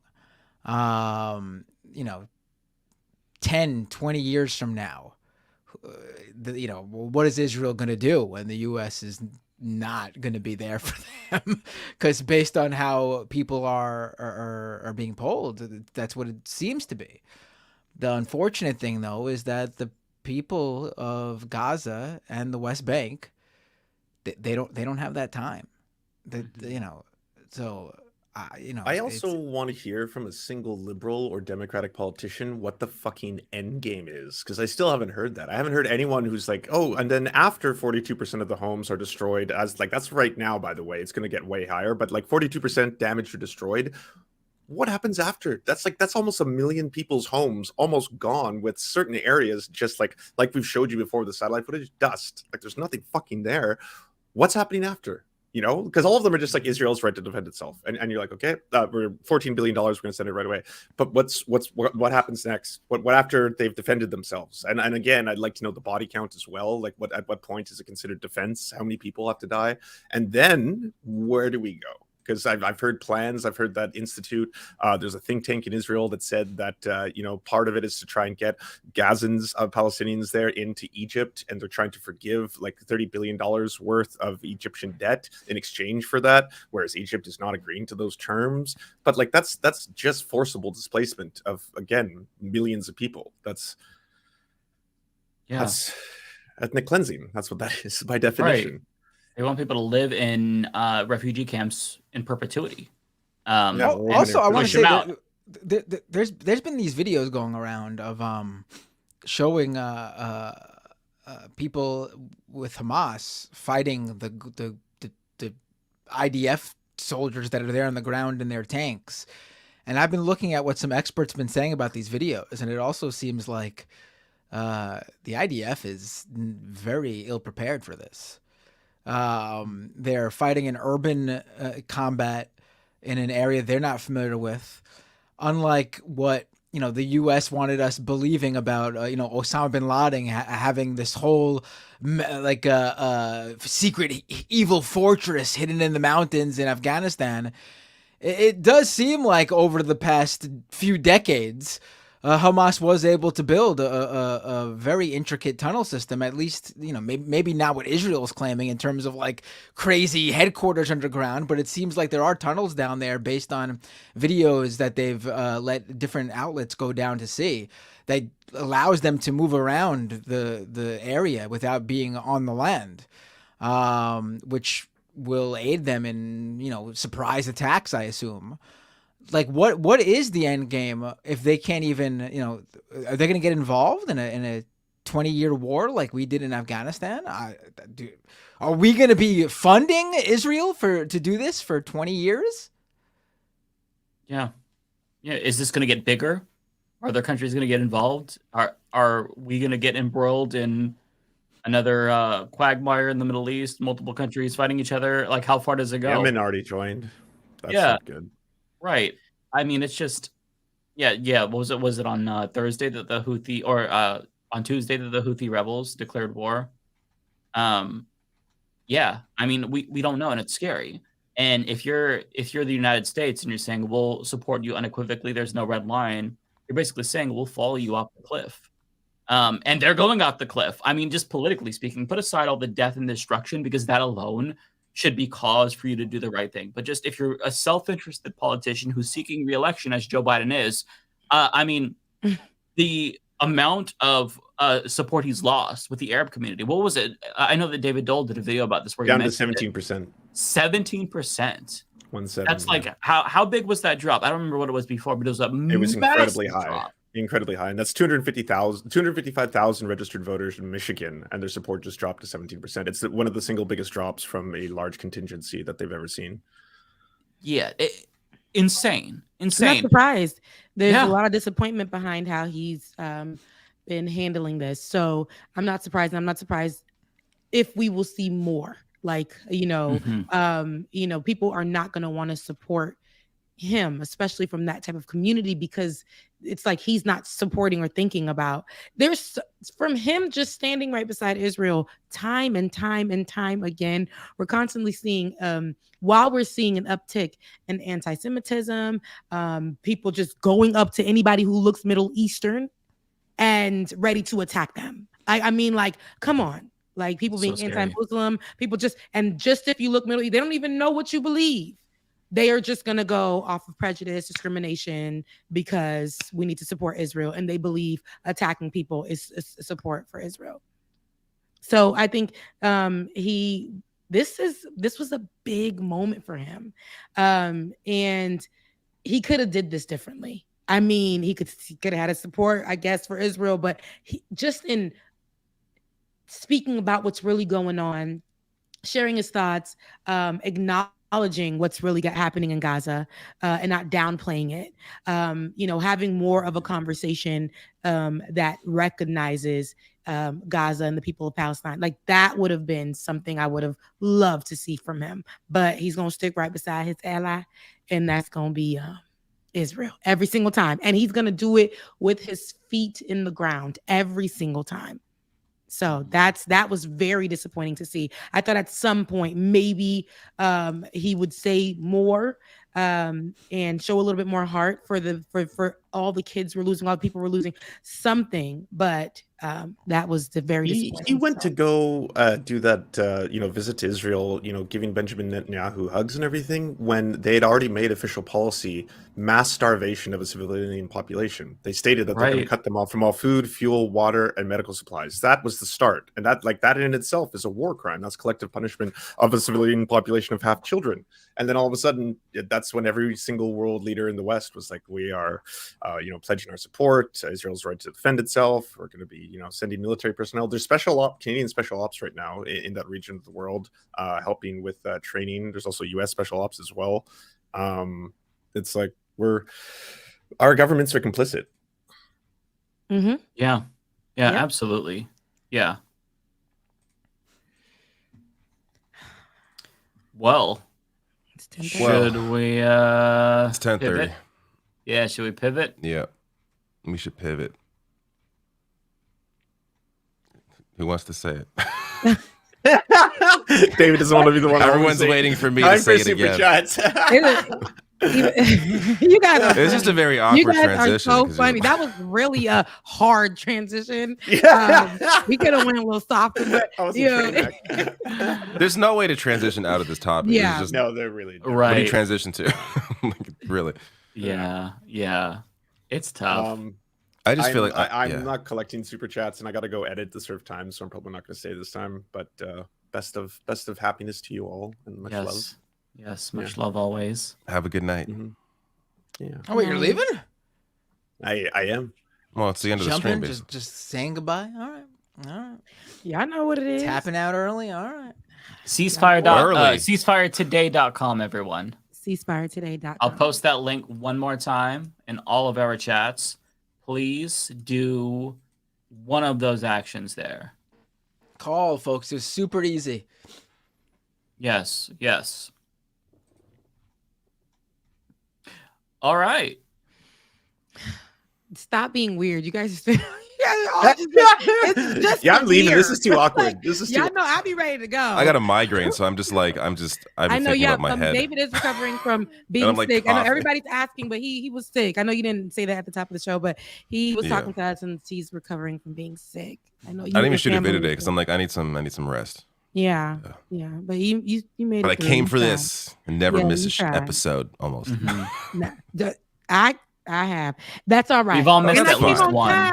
Today. It's perfectly fine to miss episode. No one. It's all. Yeah, we've all missed at least one. I'm shamelessly probably gonna take the Thursday off this year that has the Game Awards if it's on a Thursday night. And then there's the Game Awards. There's the Game Awards. It's gonna be an episode. Nerds.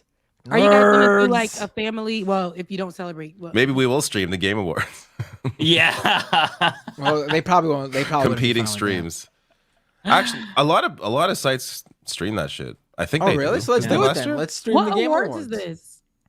It's for all the video games that came out this year. Yeah, no, I. And there's usually big announcements happening too. Rebecca's like, what the fuck? I'm like, what are y'all talking about? No, before I get out of here, Mike, you did on one of the episodes. I wasn't here, or no, it was the after because y'all be doing like after dark. Y'all be doing Leftist Mafia after really dark. After, yeah. So and that's when Matt really gets turned up. Like I'll roll over and I'm like, Matt's still going. It's like 5 a.m. Why are you? It was like here? 4.5 hours last week. Like what? Yeah, Energizer. Well, people keep sending super chats, and it's my duty to read every single one of those. I know. I was reading ones to you, David, because you're even your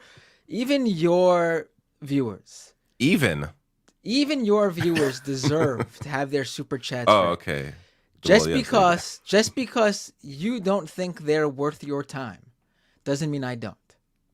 I need a sound drop for this. Someone like going like, I don't know. Oh, brother, something like that. Yeah. I have nothing. I got nothing. I did everything right, and they indicted me. That's David when I'm hassling him for leaving. Yes, exactly. That's me. Did everything right, and they indicted me. Mike, you said that you liked K. Michelle. I was shocked about that. I was like, okay, you listened to K. Michelle, and so you said that you liked her latest project, right? Her latest album was really good. Yeah. So because she just dropped that recently. My favorite will always be was it Anybody Want a Heart? I think that's the one. Wait, who are you talking about? Her Head as the Flower. Oh, I don't know if she's an R&B something singer. Michelle, some Michelle. K. Michelle. Yeah, she's a really good R&B singer. She's going full country now. But yeah, you mentioned her. You actually said it. You was talking to them, and I know they didn't know what you was talking about. So I came here to let you know that I knew who you were talking about, and I was like, okay, you know, I appreciate that. Okay, so I know that we have the same exact tastes. So are you enjoying the new City Girls album? So I listened to a few. Of course, there is a song that, but JT's that has JT all over it. I don't know. That's where I'm from Florida. I'm from what we say the crib. So they're from Miami. I'm like up the street in Palm Beach. So that's where I'm from. So I gotta like City Girls, I feel like, but I am enjoying it. I feel like I see more artistry from JT. And I hope that she goes out on her own. So that's I like it. That's where my ratchetness stops. I'm from out there, so it's a level, but that's where it stops for me. I can't do Sexy Red. I can't do, but all the new kids are doing it. That's great. I kind of like Sexy Red, even though she supports Trump. It hurts me. But you know what I done got on this show. Yeah, I don't like her. Not that I don't like her. I think she's adorable, but you support Trump off of it's nothing. hard. I feel like she's smarter than that. I just need her to really just have, Yeah. But the new City Girls I love so much because for those of Listen you to who these are like Trump apologists over my here. age, like if know. you're They'll excuse like anything. our age, if you're a millennial and you grew up with like 2000s rap, like the City Girls sample Drop It Like It's Hot, International Players Anthem. And so it took me back to like my childhood. Like it reminds me of like Saweetie's first album where she had all these like old samples and I was like, oh my God, I'm old because they're already remaking this shit, but it's so good.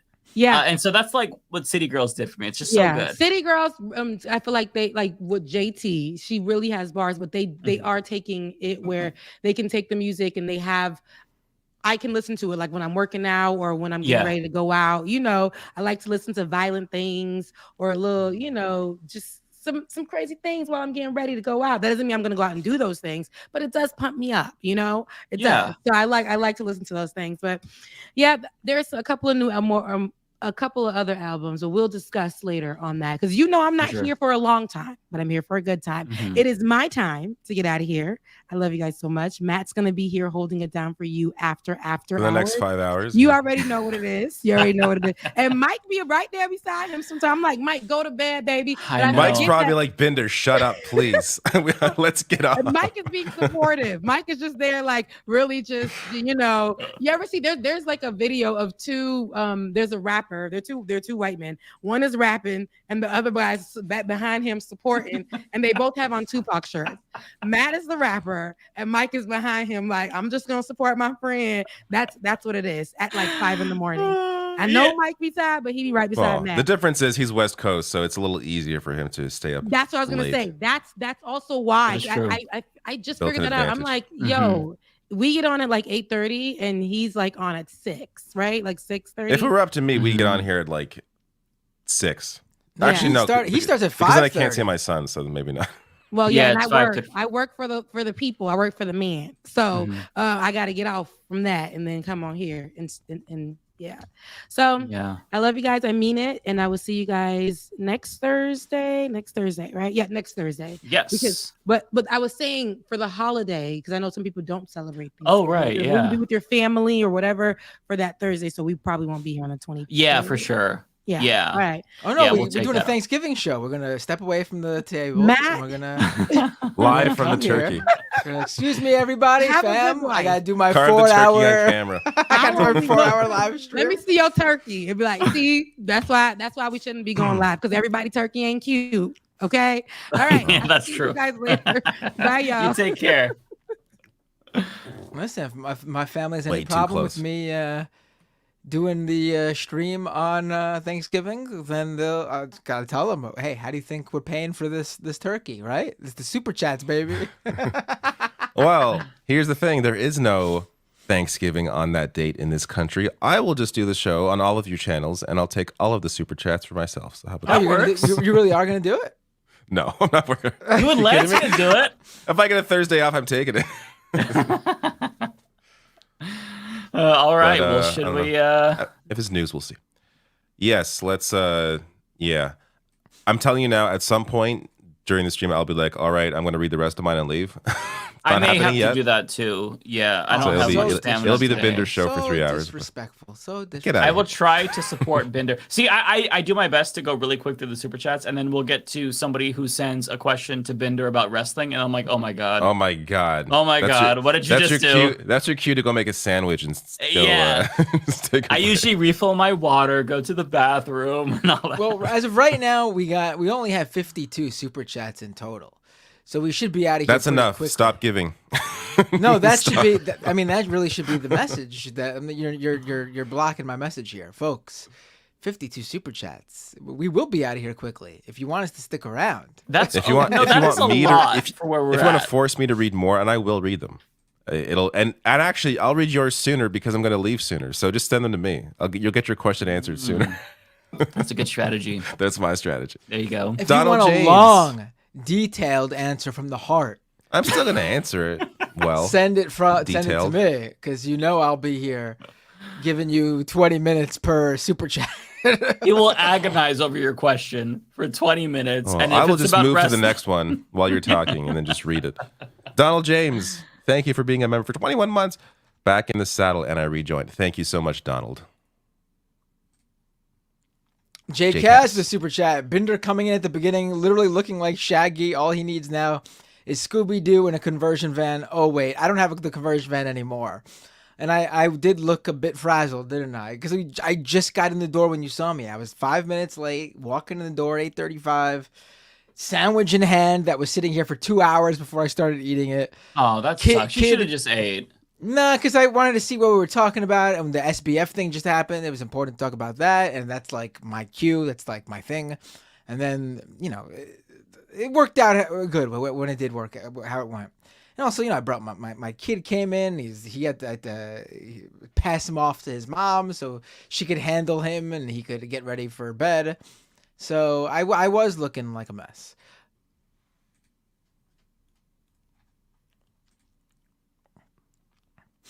John Deere. John Deere with a super chat. FBI raids home of NYC Mayor Eric Adams' chief fundraiser. Adams leaves White House trip in response. I saw that.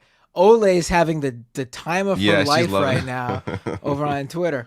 I mean, she might be one of the only people who dislikes Eric Adams more than I do. Horrible guy. Horrible mayor. Horrible person. Mm-hmm. We can't have him as mayor. He can only be a one-term mayor. I don't know. Do you think this will lead to anything more serious where he? I mean, is he implicated? He is super corrupt. There's been things about him from well before he was mayor. He is so corrupt. I hope people look more into him and this stuff comes out because he is corrupt. Tony Crump, $20 super chat. Let me find. I keep forgetting to update the applause. Yeah! There you go. Thank you. Says, can't wait for Trump to take the stand. He lies 24/7. Is that going to happen? I feel like since, October 7th, I have not really been following much of anything else. Same. Yeah. So I'm like a little lost on whatever else is going on. Mm-hmm. It's been hard. It's been really hard to focus on anything else. Yeah. Same problem. It's not healthy, but it's also, the most important thing. The most important thing, right. yes. Yeah. Late nights, even just trying to catch up with but that's the least thing to complain about in terms of I will gladly do this in terms of comparatively to what other people are going through right now. Yeah, of course. Oh, absolutely, yeah. Marissa with $19.99. My goodness, thank you so much. Love the cute doggy in the photo. It looks like a puppy. Love it. Thank you for your reporting on the Palestinian genocide. I'm a secular Jew, and I've been called a terrorist and anti-Semite for supporting Palestinians. I'm sorry about that. I felt so alone for years. Thank you for not making me feel so alone. Well, I really appreciate that. You're not alone. Sometimes the news can make us feel a little bit crazy, especially when you hear so much and you see so much attacks. And especially for the smears that you've been getting, it just is. It can make you just feel like you're alone and you're isolated, but you're not. But thank you. I'm glad that you're enjoying the reports. I think a lot of people. I think a lot of people felt that way, and it's why it's absolutely so emotional. There was that video that went around from that Celtic FC soccer match last week. We played on the Majority Report last week, and we got a little bit emotional. And it's literally this whole crowd of. We should play it. Did we play it on this show? We didn't, did we? No, I haven't seen this actually. You have not seen it. It's and the reason I'm bringing it up is because the song they're singing is very, very relevant to how you feel. And I think we should play this. We're gonna get emotional. Is it gonna make me cry? It's a very. I have a rule about crying on camera. I'll turn it off. It's a very amazing moment, honestly. Okay. Hold on. Let me. Although I'm on antidepressants, so me crying is very hard. So we'll see how touching this video really is. I gotta find it. 1 second. I'm sorry. You find it while I can go on the next one. Yeah, I'm gonna run to the bathroom. Mike or me. Okay. Here we go. You could. Oh, you have it? Play this. Yeah. Okay, I'll wait. I'm dropping it in the thing for you. Okay.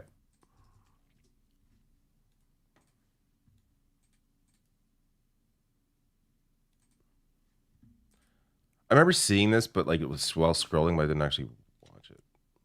Let's bring this up. Whenever I see like a sports field, I scroll past it, so I definitely did not see this. Let me get this chat off the screen.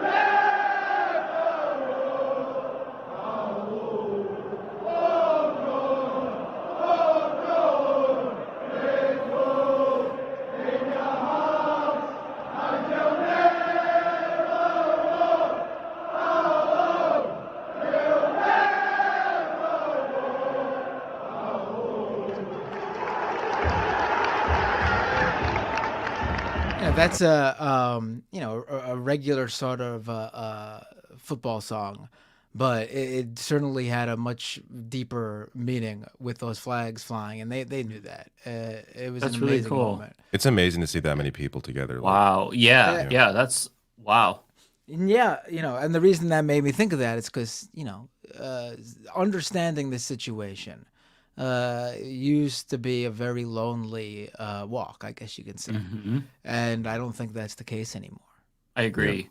Yeah, this is the first time where I actually, despite all the devastation and carnage, it really feels like we're seeing a paradigm shift in real time. And it's happening really slowly, but it's happening. And I said this 2 years ago during the Sheikh Jarrah evictions, to see like members of Congress, AOC, Rashida Tlaib on the House floor saying this is apartheid. Like I was doing a Twitch stream watching those, and I'm like, listen, I know that you all are frustrated, but this is such a huge thing to have any politician on the floor say apartheid and condemn Israel. Like this is massive. And now 2 years later, it shifted even further.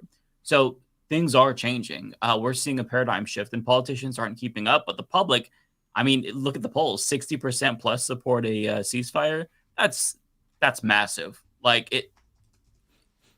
Things are changing. It's going in the right direction. Yeah.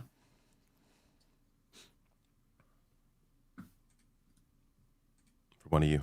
Oh, that's for me. Megastar with the super chat. Can I get some birthday wishes? Much love to all. Happy birthday, Megastar. Happy birthday. Happy birthday. How old are you now? I'll be right back. How old are you now? Okay, go ahead. Is this for you? This gotta be for me. Yeah, Kowalski with the super chat. Crypto, NFTs, and essential oil scams. Corn real as fuck. Kowalski with the resident farmer with the regular farmer joke. Ezekiel Osiris, quit being scared and debate the tanky mafia. I would love to debate anybody. Is there a tanky mafia? Tank? Because I would. I think this is a joke. Yeah, I'm certainly not scared.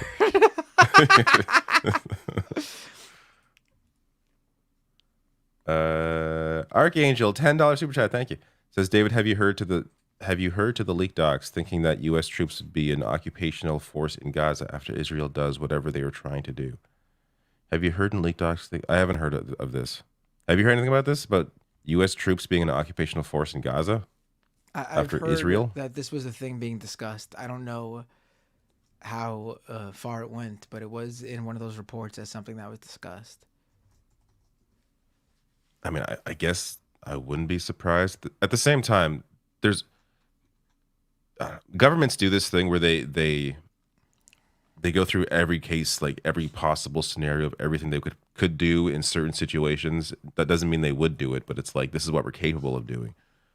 Just as kind of like contingencies or an understanding of their capabilities. It doesn't necessarily mean they're going to do that. But of course that would be insane. Mm-hmm.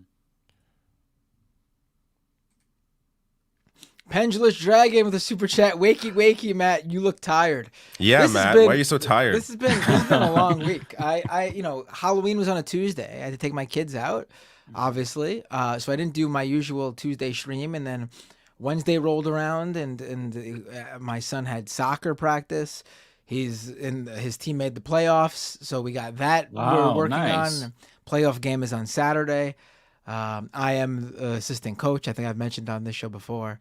So it's been very busy here this week. So your team made the playoffs, is what you're trying to say. My team made the playoffs, yeah. I mean, I'm very proud of. Nice. Good job. This is the first time in this team's been playing together. Well, my son joined 3 seasons ago.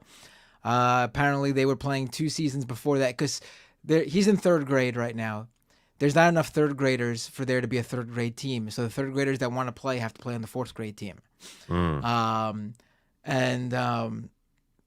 This is apparently in the 2 years that they've been together, the first time they made the playoffs. It's also the season that I joined as assistant coach. Coincidence? Wow. So There you go. I'm going to take full credit. Absolutely. Those kids would be nothing without me. You working No, for the they ball. were all those kids. All of them have been. This has been they've really stepped it up. It's looking forward to seeing how Saturday goes. I think just making it this season was a win. Nice. Very cool. Ezekiel again, $2. Thank you. This person Trotsky did nothing wrong. Okay, thank you, Ezekiel. This person always sends rage chats. Yeah, all the caps. Yeah, I think this one is me. Yeah, so Prairie Fire, Kowalski, $1.99. If we can afford tax cuts, we can afford higher pay. Yes, absolutely. Pluvius, the super chat. Here's how you can tell the state of the world. Leftist Mafia opens with the fun half because the news is so screwed. You need to start at a high point. This is the first time in. That's a good point. This is the first time since the beginning of October that we started on something that wasn't this. Yeah, that's true. It wasn't even It's been a dark intentional. It was couple just weeks. like, yeah. But it is probably the best way to do it because once you get to the serious stuff, it's hard to go back to the fun stuff. Right. We also got lucky that the SBF thing happened just as we went live, pretty much. Helped us still cover breaking news without seeming like we were just avoiding talking about other things. Yeah, yeah. The Matt Mercy, $2. Thank you so much. UAW is organizing for a potential general strike. I would love to see that. That is something that needs to be done. And after we've seen what happened with the UAW, they're the ones who could pull it off. I have a lot of faith in Sean Fain. Honestly, I think he should get into politics. I think he's amazing. I hope so. Mm-hmm. Snack Panther, thank you for your super chat. Says, gotta love Leftist Mafia where mental patients like Ezekiel Osiris can post super chats about his imaginary friends. Yes, all super chats are welcome here, regardless of how imaginary your friends may be. Yeah, I mean, if you want to call me a shit lib or a dipshit or something and spend money doing that. Absolutely. Yeah. For me as well. Kowalski, thank you for your chat. Says, been farming full time since I was 14. I'm 30 now. Wow. I mean, you doing what you love, I guess. We'll be reporting your parents for child labor, Kowalski. Also says, got a bachelor's in agribusiness and a minor in physics. Wow, that's pretty impressive. That's why he's so smart. Makes total sense. Good on you. Foresto. If it's for me, Foresto with a super chat. I had a friend who worked in a mud bath and she found our people regularly relieve themselves in the mud. Also, they don't clean it very often. Where is this in reference to? Did you guys? I have no idea. Oh, I think it's just talking about like jobs that people had. Maybe that's jobs, right? I was about to say, what is going on here? Man, I mean, I guess they figure they can hide it. It's mud, right? Who's gonna know? Thank you, Lonnie, for the nice comment. It's not a super chat, but it's a really nice comment from Lonnie. He says, thank you, gentlemen, for all that you do to keep us informed and awake. Thank you very much. Really appreciate you saying that. Another one from Foresto.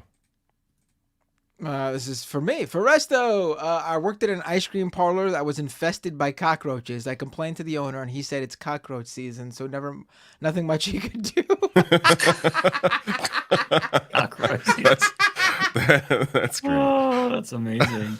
Well, it's cockroach season. Wow.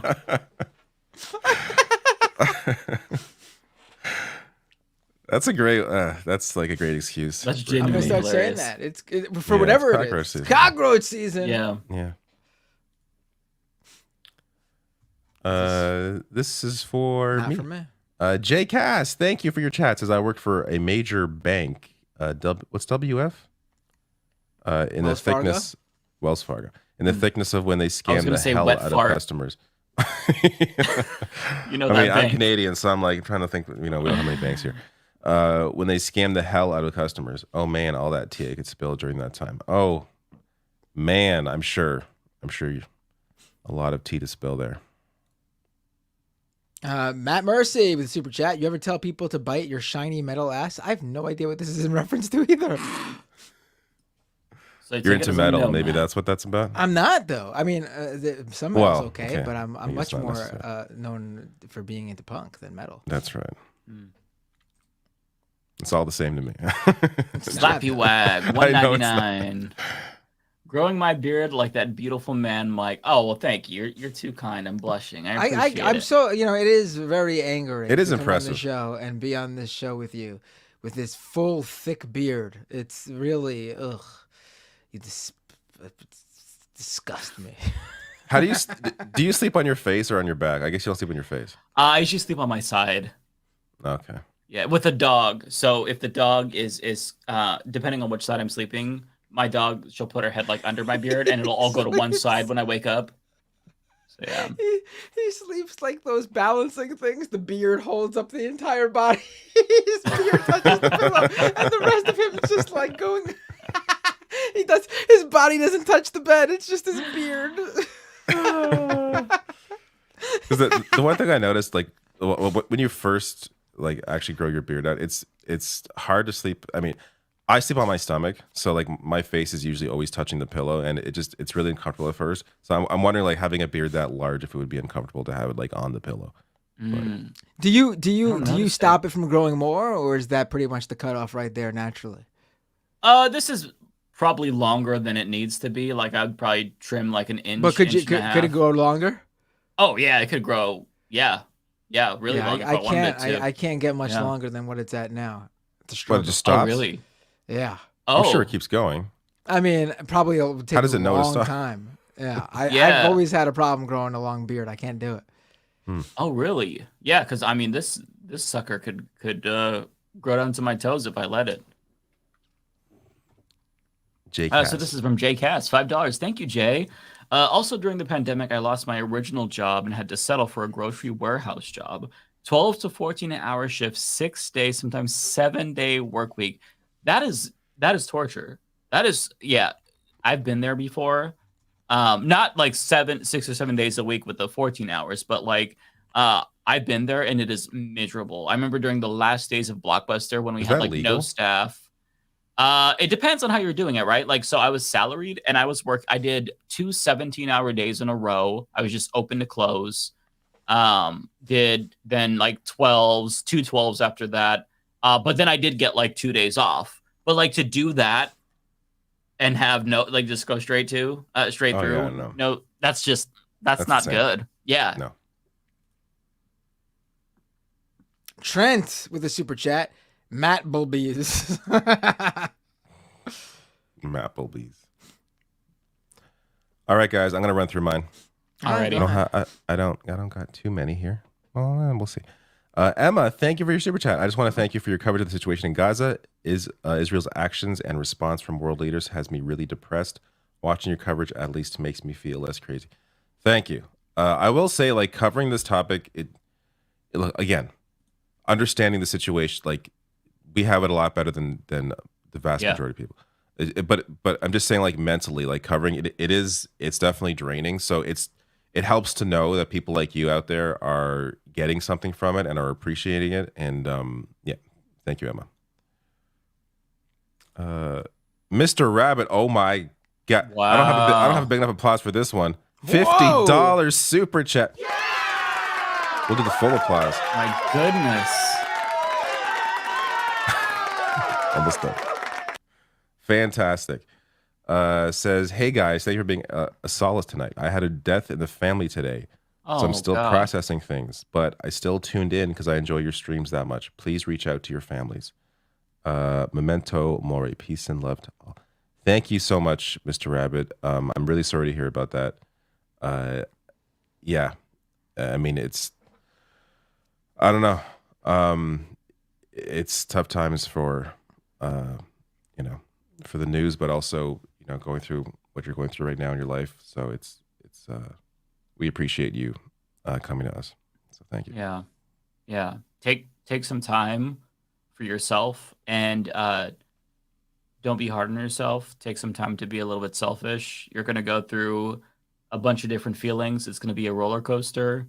Don't ask yourself, am I grieving correctly? Am I processing this correctly? Everything you're feeling is normal. It just, when somebody passes away, the analogy that I heard that helped me with my dad passing away was that so think of pain in a box, and there's a button and a really big ball that bounces around, and it presses the button. Whenever it presses the button, you feel pain. But as time goes on, that ball shrinks and it doesn't hit the pain button as much as it bounces around. That really helped me to kind of understand, because it would be I'd be fine. And then one day I'd just be miserable the whole day, just grieving. So everything is normal. It's tough, but you'll be okay. Just spend time with other people as well. Yeah. Also, it's perfectly okay to not follow news. I don't know. Absolutely. If I'm going through serious shit in my life, I'm you know what? Then again, it's my job. It's a different situation. But it's unless it helps you, right? I guess if it helps you, then whatever. But do whatever can comfort you right now. Yeah, spoil yourself a little bit too. Watch some silly movies, play video games. Just do everything you can that makes you feel better. There's no wrong answer here. Just do what makes you feel the best, and that's what's important right now.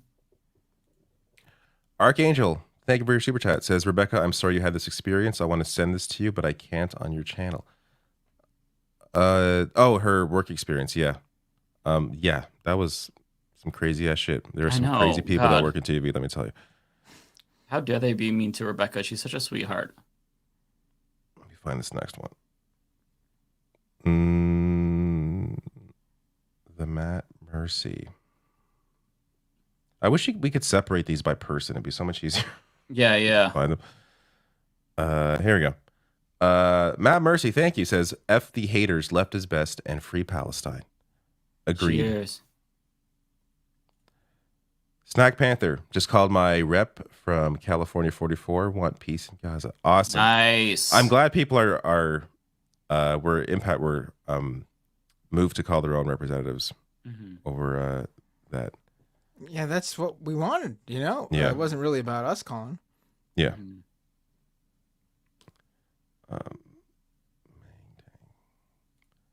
Mangtang, thank you.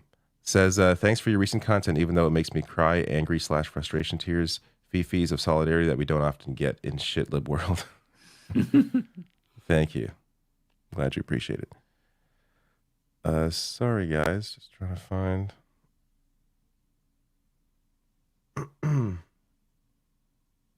Oh. Did I miss somebody? I did miss somebody. Justin,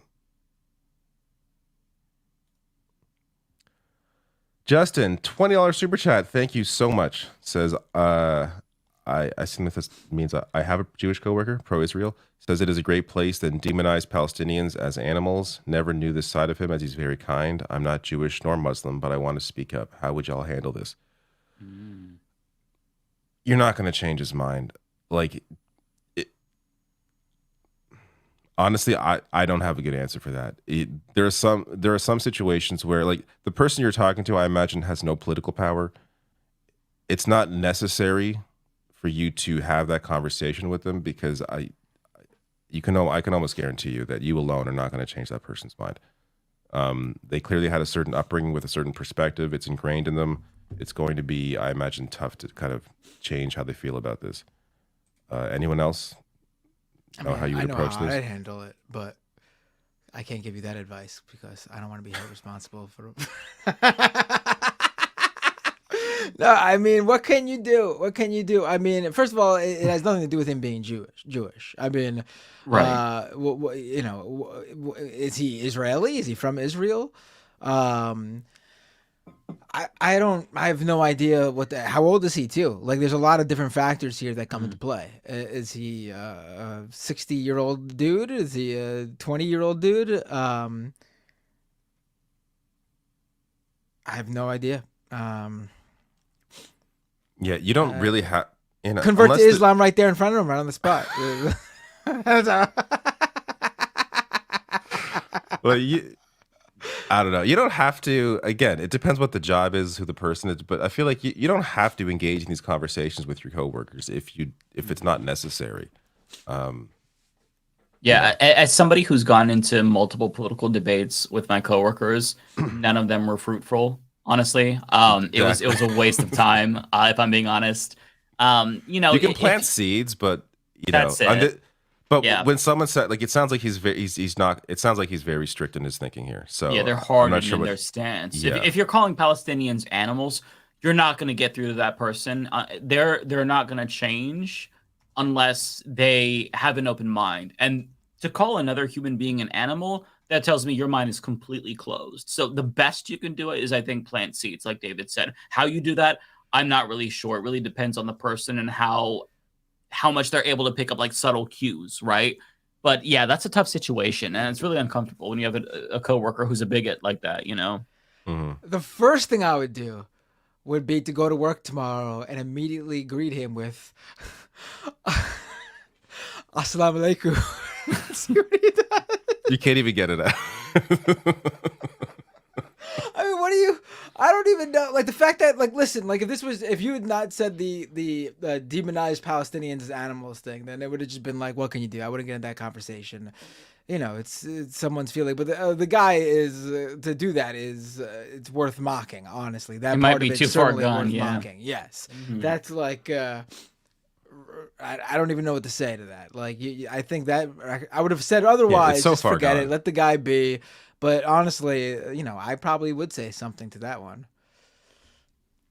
I know that I would end up saying something and regretting it, and it would go nowhere. It's hard. That's the thing. Like, yeah, there's no perfect answer. I know, like, knowing myself, I know I definitely would have responded to him saying that, like, in the moment. Coming back a day later and bringing it up again, I don't know if that's really.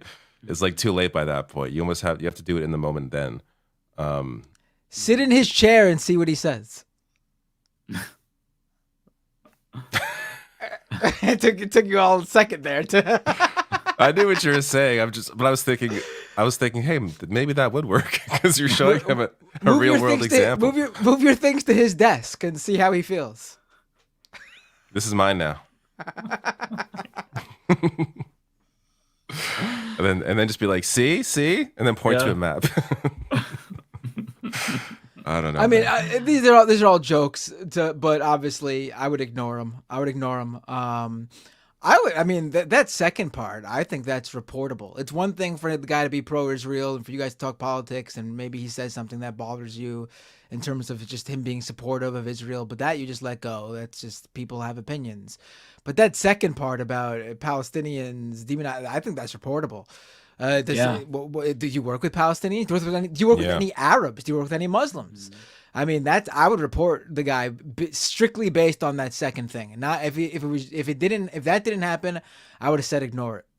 Yeah, because I mean, if he said that gays are animals, you could probably take that to HR and report him for that. So I feel like something like this, that's not just textbook bigotry. That's dehumanization, and it's It also depends on who your boss is, right? And, like, you know, because a lot of people, we're seeing a lot of people lose their jobs because they're fighting for Palestinian rights. Like, so it's Snack Panther. Thank you for your chat again. Says this made me laugh. Tell Schumer his cousin is tripping.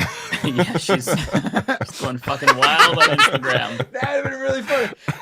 Hey, Senator Schumer, it's a pleasure to talk with you. I just wanted to say that your cousin is tripping. What is going on with Amy? Dude, you got to call a ceasefire on her posting to Instagram. I mean, this is insane. Start with that ceasefire, then work your way up. Oh my god. Snack Panther again. Very generous super chatter. Remember, Ta-Nehisi Coates' books are banned in the U.S. by right-wingers. Not perfect, but he's really smart. Yeah, I guess in some of those states, right, where they're banning those books. Yeah, that's wild. Just like, I still can't believe that happened. It's just so, it's so obvious cancel culture that they're so worried about. Yep. Oh, sorry, that's one of yours. I'm almost done. Gonna get off. Cosmere Dragon. Thank you for your very generous chat, Dragon. Can we encourage Rashida Tlaib and other progressives to endorse and platform Marianne Williamson if Biden continues to not push for a ceasefire? Williamson is on the correct side of this issue. What's the beef with Williamson? I haven't watched the interview yet, but I heard that Ole interviewed Marianne Williamson, and there's been some sort of drama behind that. I haven't been able to see it yet. I'll watch it. Attacking Ole for how she conducted the interview or something. It sounded like because she asked like good questions. Oh, of course. I want to make it clear that I don't mean that like Ole. No, but I think but I think that's why I think it's it sounds like it's manufactured anger. Like it's from Marianne supporters who are angry that she didn't just like fully throw like support her. So it's not from Marianne Williamson. Do we know that? I don't know for sure, but it doesn't sound like it to me. It sounds like it's more from her supporters. If you're mad that Ole is asking a politician tough questions, that's not something to be mad about. She has to hold somebody running for president's feet to the fire. I got a lot of shit when I interviewed Andrew Yang. And who else? I interviewed some other presidential candidate. I don't remember.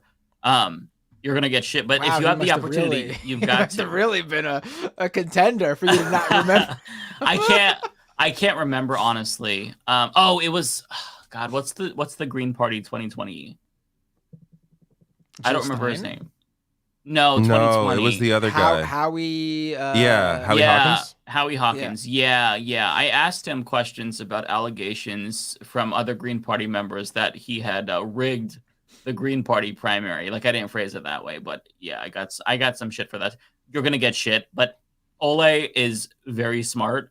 And she's not going to miss an opportunity to talk to someone with a lot of influence and hold their feet to the fire. That's what you've got to do. That's what we have to do. We have a responsibility. So, to this question though, what do you guys? I wish there was a better candidate. I don't think that's the answer. I'm sorry. No, I wish there was a better candidate. Like, it's just I don't know. I mean, this is what I say. I think the pressure needs to be put on Biden right now. Everyone needs to come out and say they are not going to vote for him in order to push him to solve this.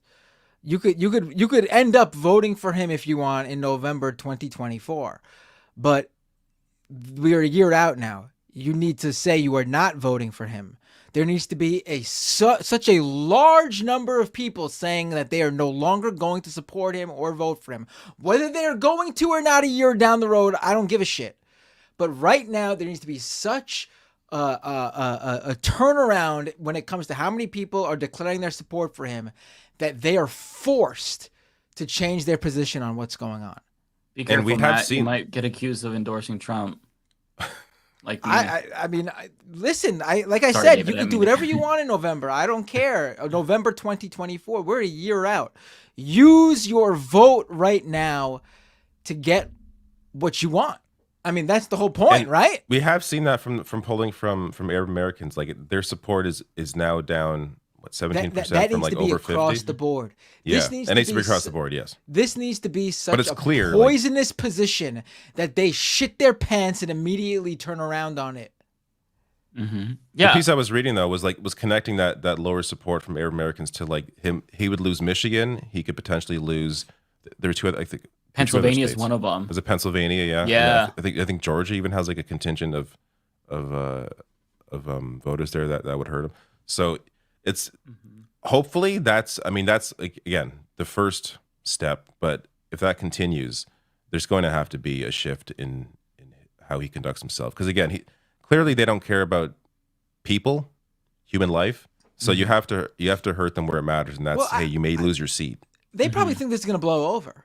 Yeah, I mean, we have to see what happens, but the way Israel's conducting itself doesn't seem like this is going to be a blowover issue. I mean, it already isn't, with nearly 10,000 innocent civilians dead. But I think they think that like, oh, Americans, it's a international affair, foreign war. They'll get sick of it soon, and they'll get tired of it, and they'll tune out, and they won't care anymore. Look how no one really pays attention to Ukraine and Russia anymore. And that's not what's going to happen this time. This is not like anything we've seen before, at least in modern, at least 3 generations of people in this country have never experienced anything like what we're seeing right now. And young people are going to be even more turned off by this as well, because they also are much more sympathetic towards Palestinians in general. And when you combine that with how he's fucking up when it comes to like other issues, student debt cancellation, for example, he just announced his new plan. It is dog shit. And if you said after the Supreme Court struck down your last cancellation plan that you're going to use the Higher Education Act to still continue this, and you don't, I promise you people are going to be fucking pissed off, because this is an issue that people care about. Like, what's the last time the world has experienced something like this? Was it Vietnam, right? I mean, so the boomers had this experience, but we got Gen X, millennials, and Gen Z who've never seen something like this. I mean, this isn't even close to what the U.S. did in Iraq and Afghanistan. I mean, that was a lot of deaths, but it was over a long, sustained period. This is easily going to outdo this if it came anywhere. Not even close. It doesn't need to. Yeah, I think someone actually pulled up the numbers that this is all like what's going on right now in Gaza has already resulted in more casualties than the same amount of time in Iraq, like by a lot. Like it's a large discrepancy. It's more injured than Ukraine, right? Yes, I think they say that Russia is responsible for 500 child deaths. This is Israel is what, 3,000, 4,000? I think that's the last count. Mm-hmm. And that's over a year and a half now for Russia. This is less than a month for Israel. Monstrous. Anyways, a quick turn here. Jay Cass, on a lighter note, when's the LM group orgy happen? What a terrible super chat to follow up. I don't think that's going to happen, we were planning that for our Saudi show. Remember? All of us are married or in relationships, and we're also like. Oh yes, that's the reason why it's not happening.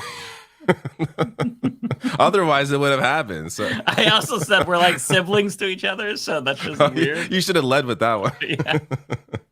We would, but we'll save it for the Dagestan show. There we go. Yeah. Jesus. That one guy. Thank you for chat. Says, can you bros please talk shit about puddings? DeSantis, yeah. We both did videos on that. I watched David's after I put up mine. It was my levity for the week. Yes, yeah. I don't know what else there is to say. Yeah, he's definitely pretending he's taller than he actually is. The issue with that isn't that he is short. The issue with that is that he is fake. That people understand. It'd be fine if he wasn't wearing those and he was just normal, but he's got to be fucking weird. So yeah. DeSantis is an easy target to make fun of, so we do. Yeah.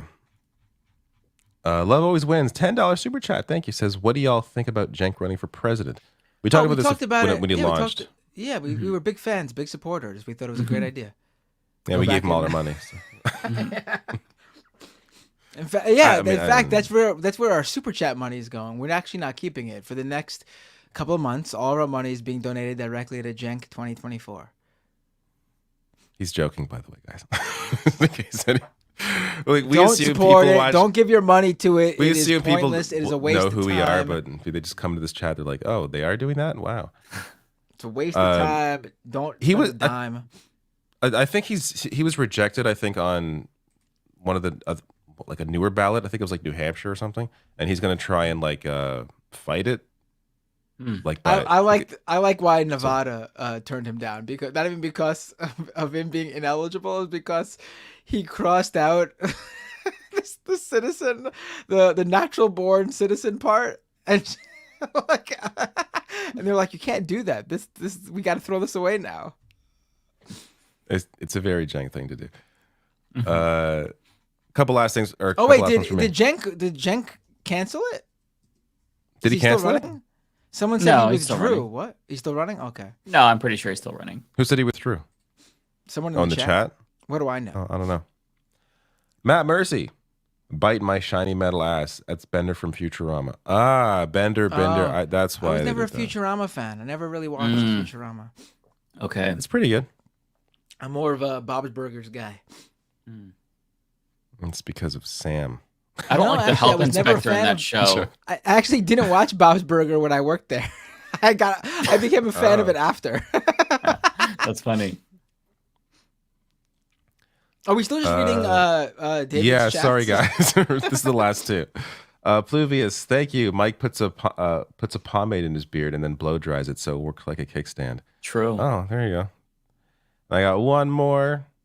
That one guy says, "Hey bros, do you like Governor?" Wait, we did that already. Did I do that already? Different one. This is a different one. Same subject. Yeah. Oh, it is. It's a different. Wait. It's the same guy though. He did the same two different chats, the same question. Yeah. Yes. They're fantastic. Love All right. his heels, Slay Queen. That took way longer than I thought it would. All right.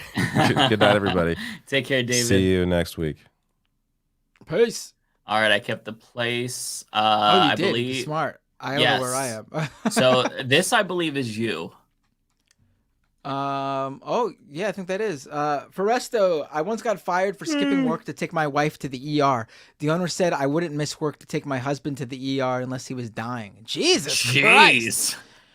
You should have been happy that you got fired. Oh, excuse me, I'm fixing my pants. I was giving myself a wedgie.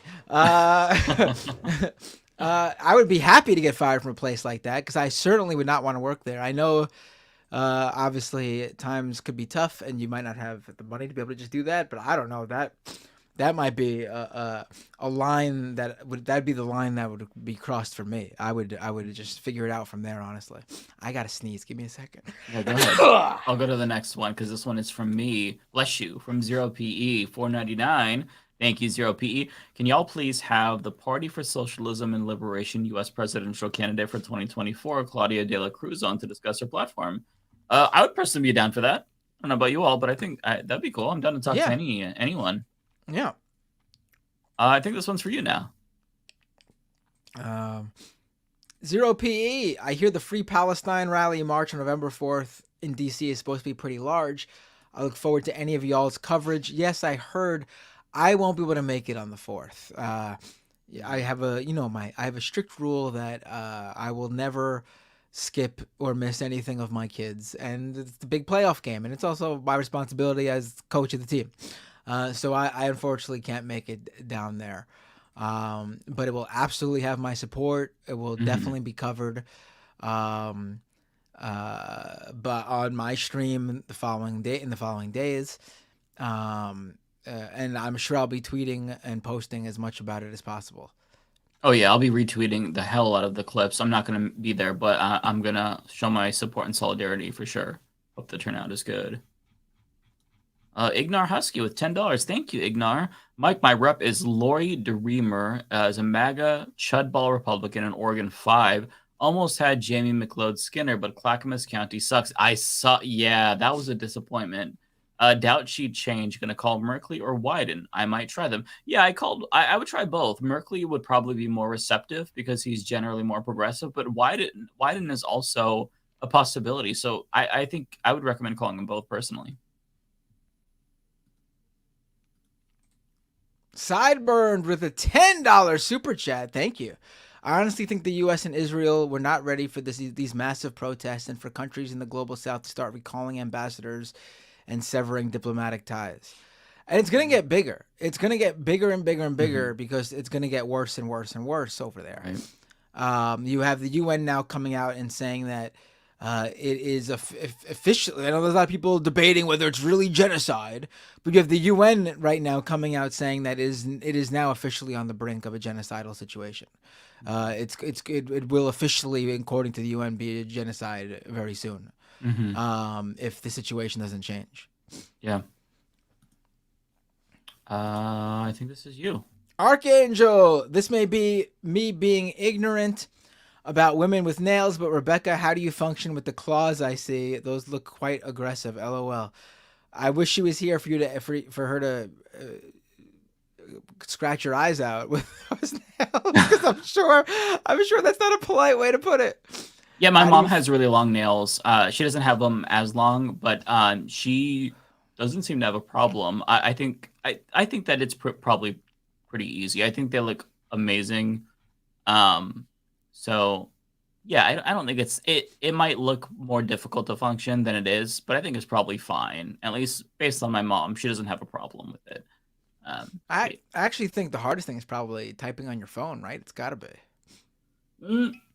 Well, the way my mom does it is she, because you're using this part of your thumb, not necessarily this, so if you're tapping, not necessarily, but I don't know. I don't have nails, but they look fucking amazing. I love them. Wow, Mike doesn't even have nails at all. I bite them all down too. Oh, really? One of those? I can't do that. I'm one of those. No. Yeah. No, that's no, thank you. Can't do that. I'm a big nail biter. Unfortunately, it's a bad habit.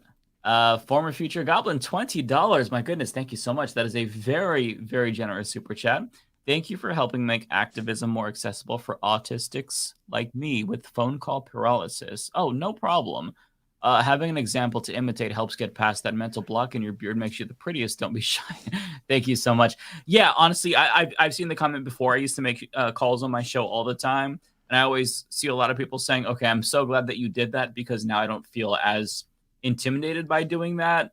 And yeah, it's honestly, if you call and you stutter or you trip over your words and you're a little bit nervous, they're not even going to notice that. I promise you. We're much more judgmental of ourselves than other people are of us, right? So don't even sweat it. It's not a big deal. Just call and try to get the point across the best that you can. Follow up from Archangel. Oh, Archangel says, just to be clear, nail job she got is very cool. Okay. Yeah. You're fine. I was joking. Yeah. I'm sure you would have been fine. Yeah, I think they're objectively cool. So there's no way to deny their amazingness. Shadow of Lugia, 1999. Thank you so much. That's 2 really big super chats in a row. Thank you.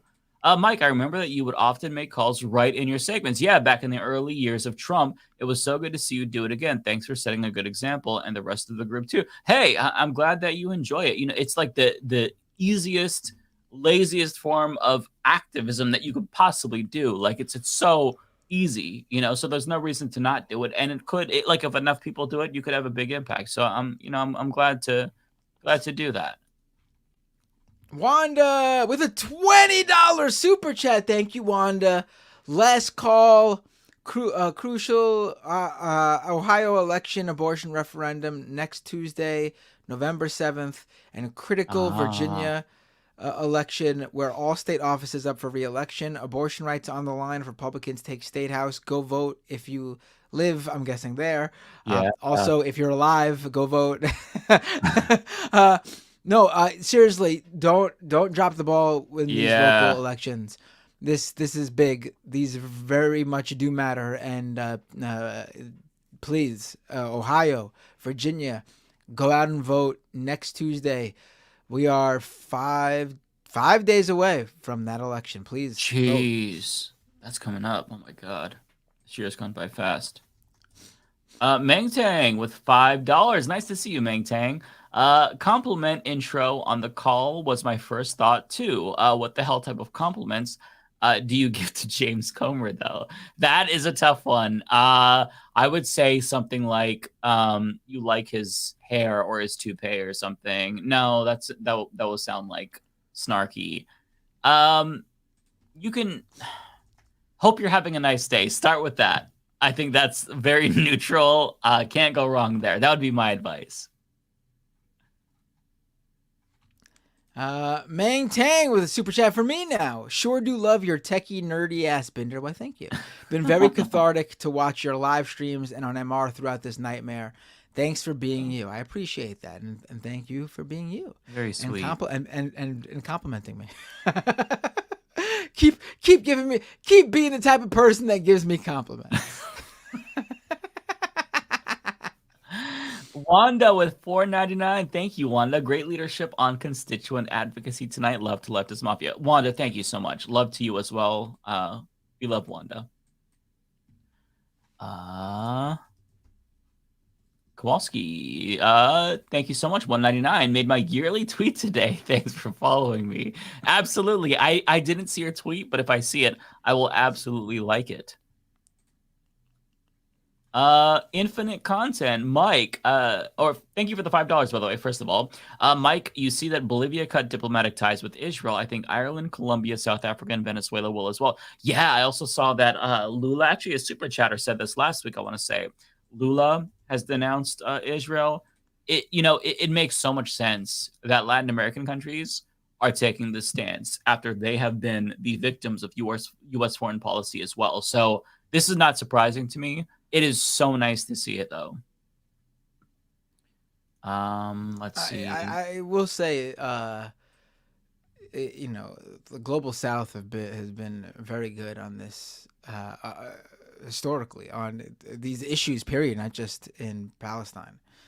The new moral center, honestly. Yeah. And in America, I'll tell you that. Yeah, absolutely. And thank God. Lydia Rose, $4.99. Fetterman, I'm a trans vet progressive and I'm thinking seriously of running against him. That would be amazing.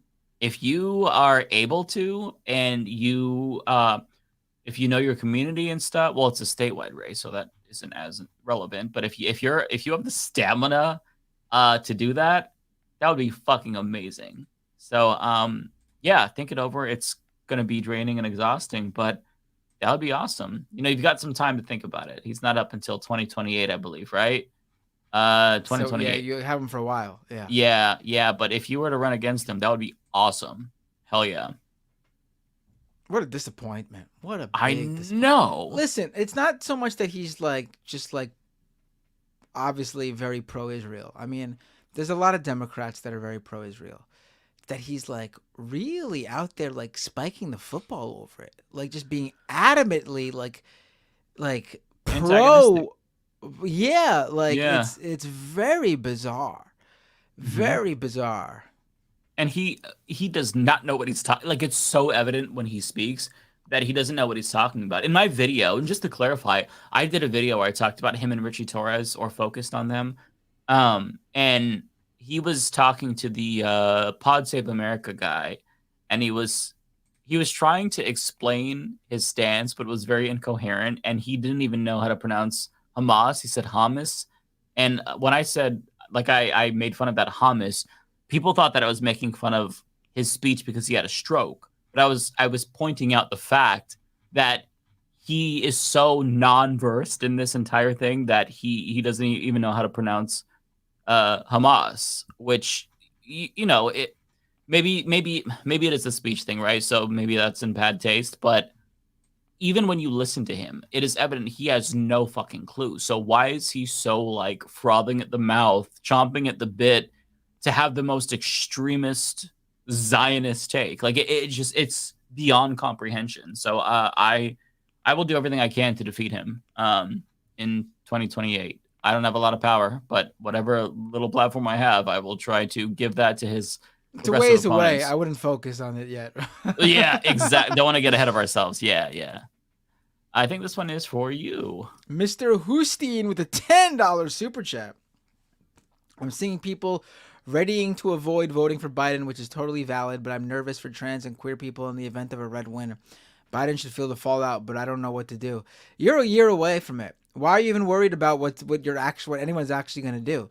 Right now is the time to use that threat of not voting for Biden to force the administration to be scared shitless into reconsidering their position, and then hopefully telling Israel to knock it off, change course, do something different. Because what's happening right now, the indiscriminate bombing nearly 10,000 people dead, many of whom are children. You got a year to worry about the election. Now is the time to use that leverage. Just 1 foot forward, 1 step at a time, right? Right now, the most immediate priority is stopping the carnage, stop the murdering. That's priority number 1 right now. Later on, we can reassess the situation and figure out what to do going forward. How do you convince people to still suck it up and vote for the lesser of two evils? But right now, I think that, that's just stopping the bombing, using anything, votes as leverage, whatever you can do. But yeah, I absolutely, I myself am nervous too. The idea of Trump winning with Project 2025, it is absolutely horrifying. But I'm gonna worry about that in like a couple of months from now. Right now, I'm trying to focus on like how I can have an impact, and that's trying to get members of Congress to call for a ceasefire, advocating for a ceasefire. But yeah, I think. And I'm not talking about you, Mr. Houston, but I got attacked when I put out my video last week about how Biden is losing support. And I didn't say don't vote for Biden. I said, listen, we have to understand the positions of people from the Arab community and how they feel betrayed.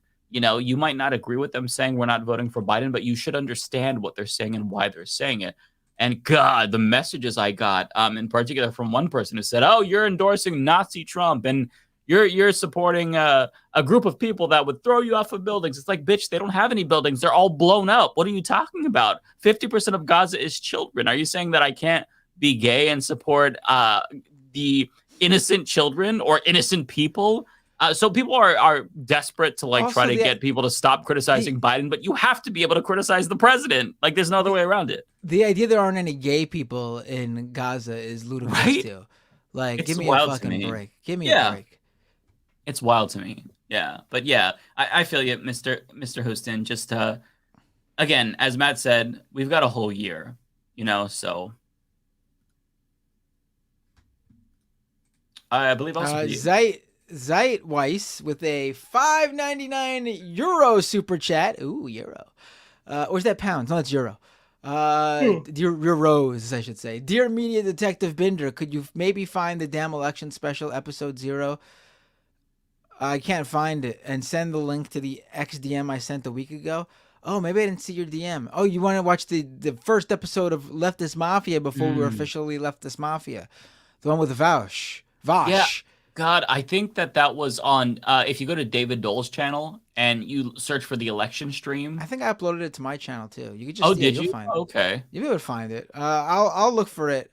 Probably not tonight if you really want to watch it because I'm tired. Yeah. I'm gonna chill after this. Yeah, but if you can wait, I'll get it to you. Another one for you. Logan Hill with a $5 super chat for the turkey fund. There you go. No, I appreciate it because actually this week is gonna suck. Cause I always try to make sure that I pretty much am on point where I do at least a show every week. I mean, up until a couple months ago, I was doing 2 shows every week, but I guess I got worn out. It wasn't purposeful that I stopped doing Scam Economy on the regular; it just sort of ended up that way. But it was the first of the month this week, and that's when Patreon charges people, and that's always when you inevitably lose patrons. I haven't even checked my Patreon yet. I'm scared to look, especially being that there wasn't an episode for me to, say, oh, we lost a few, join, and then inevitably it gets replenished with those people. So I'm afraid to look, but so I appreciate the $5 turkey for the turkey fund. Dusty Partition with $5. Thank you, Dusty. Comedy as a capital P philosophy is laughing at absurdity, but also crying for the atrocities caused by it. Bassem Yousef is a great example. Absolutely co-sign that. Yeah, he is second to none. Like, I think he's a genius. He is. He's also he's a heart surgeon turned comedian. And he is just a wealth of knowledge. He's much too humble to admit that he's like a genius, but he really, I really think he's a genius. He's the Ben Carson of the comedy world. Ben Carson of the comedy world. This one is for you. The critical plug. So X just got worse. They're advertising a PragerU movie on detransitioning. I haven't watched it, but I guarantee you it's going to be lies. Oh yeah, of course. Yeah, I saw that. I'm not even gonna. I mean, everyone saw it. I wasn't gonna give it any play today because of everything else that was going on. I was focused on. Any other day, obviously, I would have been all over that. I'm not ignoring it though. It'll be covered. I also think a lot of people are gonna just not pay attention to it either. Obviously, yeah. It's propaganda bullshit, and I feel like people they're onto Elon Musk and the bullshit. So hopefully they just tune out because of the Elon Musk thing that he's pushing. Celeste 199, we miss Poopy Mike. Hope he's well. Poopy's doing really well. He was very naughty today, but otherwise he's doing very, very well. Yeah, I haven't done my Twitch streams, and my dog usually sleeps on the dog cam, and he's just there the whole time, snoring and chilling. He's a 10-year-old pug, but yeah, he's doing really good. He's a good boy, and he's aside from today, he ate his sister's food, and that's just, you know, we thought that he would never stoop to that level. He has his medical food, and then she has her food, and yeah. But aside from that, he's a very good boy, and he's doing great. Love y'all, Logic50 with $2. I appreciate that. You're so kind. Thank you. Thank you so much. T-King, $2. Hey, Mike, when do you do calls with subscribers? Tomorrow, actually, 4 p.m. PST, I'll send out the Zoom link on Patreon, on the YouTube community, also email it. And yeah, you could just join and jump on camera, and we chat for... Last time, we went long, like... Let me see. We started at 4 and we went to like over 9. So we were there for 5 hours. It was very long. So yeah, hopefully at some point you can jump on. We have a blast there. I'm assuming this is for you. I see wrestling. There was another super chat before that, but it wasn't anything there. It was just the super chats. Let me shout Oh, let me see. It's me, Peachtree, with a super chat. Thank you so much. Oh, was it? Oh, okay. Yeah, I see. Yeah. I missed that. Okay. That's all right. There was no message, so but I just want to still shout them out. Yeah. And now go back to Hansi with a super chat. Thank you, Hansi. Presidents are like pro wrestling. It doesn't matter who the world champ is when Vince McMahon is dictating storyline direction. In some ways, that's a good point. Anything else, Matt? No, that's it for that wrestling comment. They invoked wrestling, and you're done. Like I feel. I think the point was concise, and I'm exhausted. But you know, if I had something to say more to say, I would have went off. For sure. Okay, this one is you. Xander Cook with a super chat. If Leftist Mafia was a hardcore band, which instruments would you play? Bonus points if you name specific kinds of guitars and amps. I'm tired, man. I can't name specific guitars and amps. I can tell you I was a bass player in a punk band, in a hardcore punk band specifically, and did vocals. So that's obviously what I would do. I really want to hear this. I think that'd be awesome. I'm guessing Mike would be drums. Drums? You play drums? I do not, but if I had to play an instrument, I would love Lance to play drums. Looks like he would be the drummer though. That is true. Because he's kind of tall and lanky, and that's usually the drummer. Yeah. David Doel would be the guitarist. He looks absolutely like a guitarist. Yeah. He looks like the type of guitarist who would absolutely fucking goo goo gaga over his own solos. Yeah, I guess you would be a vocalist. I can picture you doing vocals. I feel like Rebecca and I we do the vocals. Yeah. I think this one is you as well. Is that for me? Hold on, let me check. Oh yeah, A to the E with a $20 super chat. Thank you so much. I went to use the bathroom in my house the last night, and a cockroach slapped me and said, "Wait your turn." I don't get it. I think that the point is it's so absurd because it made me laugh because it's just so ridiculous. I don't know. All right. I'm also tired and delirious. Did you say to yourself, "Oh, nothing I can do about it. It's cockroach season."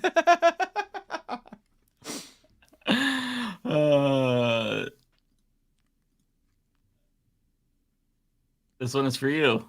Oh, Donald James with a super chat. This is a great super My chat. goodness. Your guys' orgy would be hot because you're all 10s. Just watch out for Binder's and Mike's beards.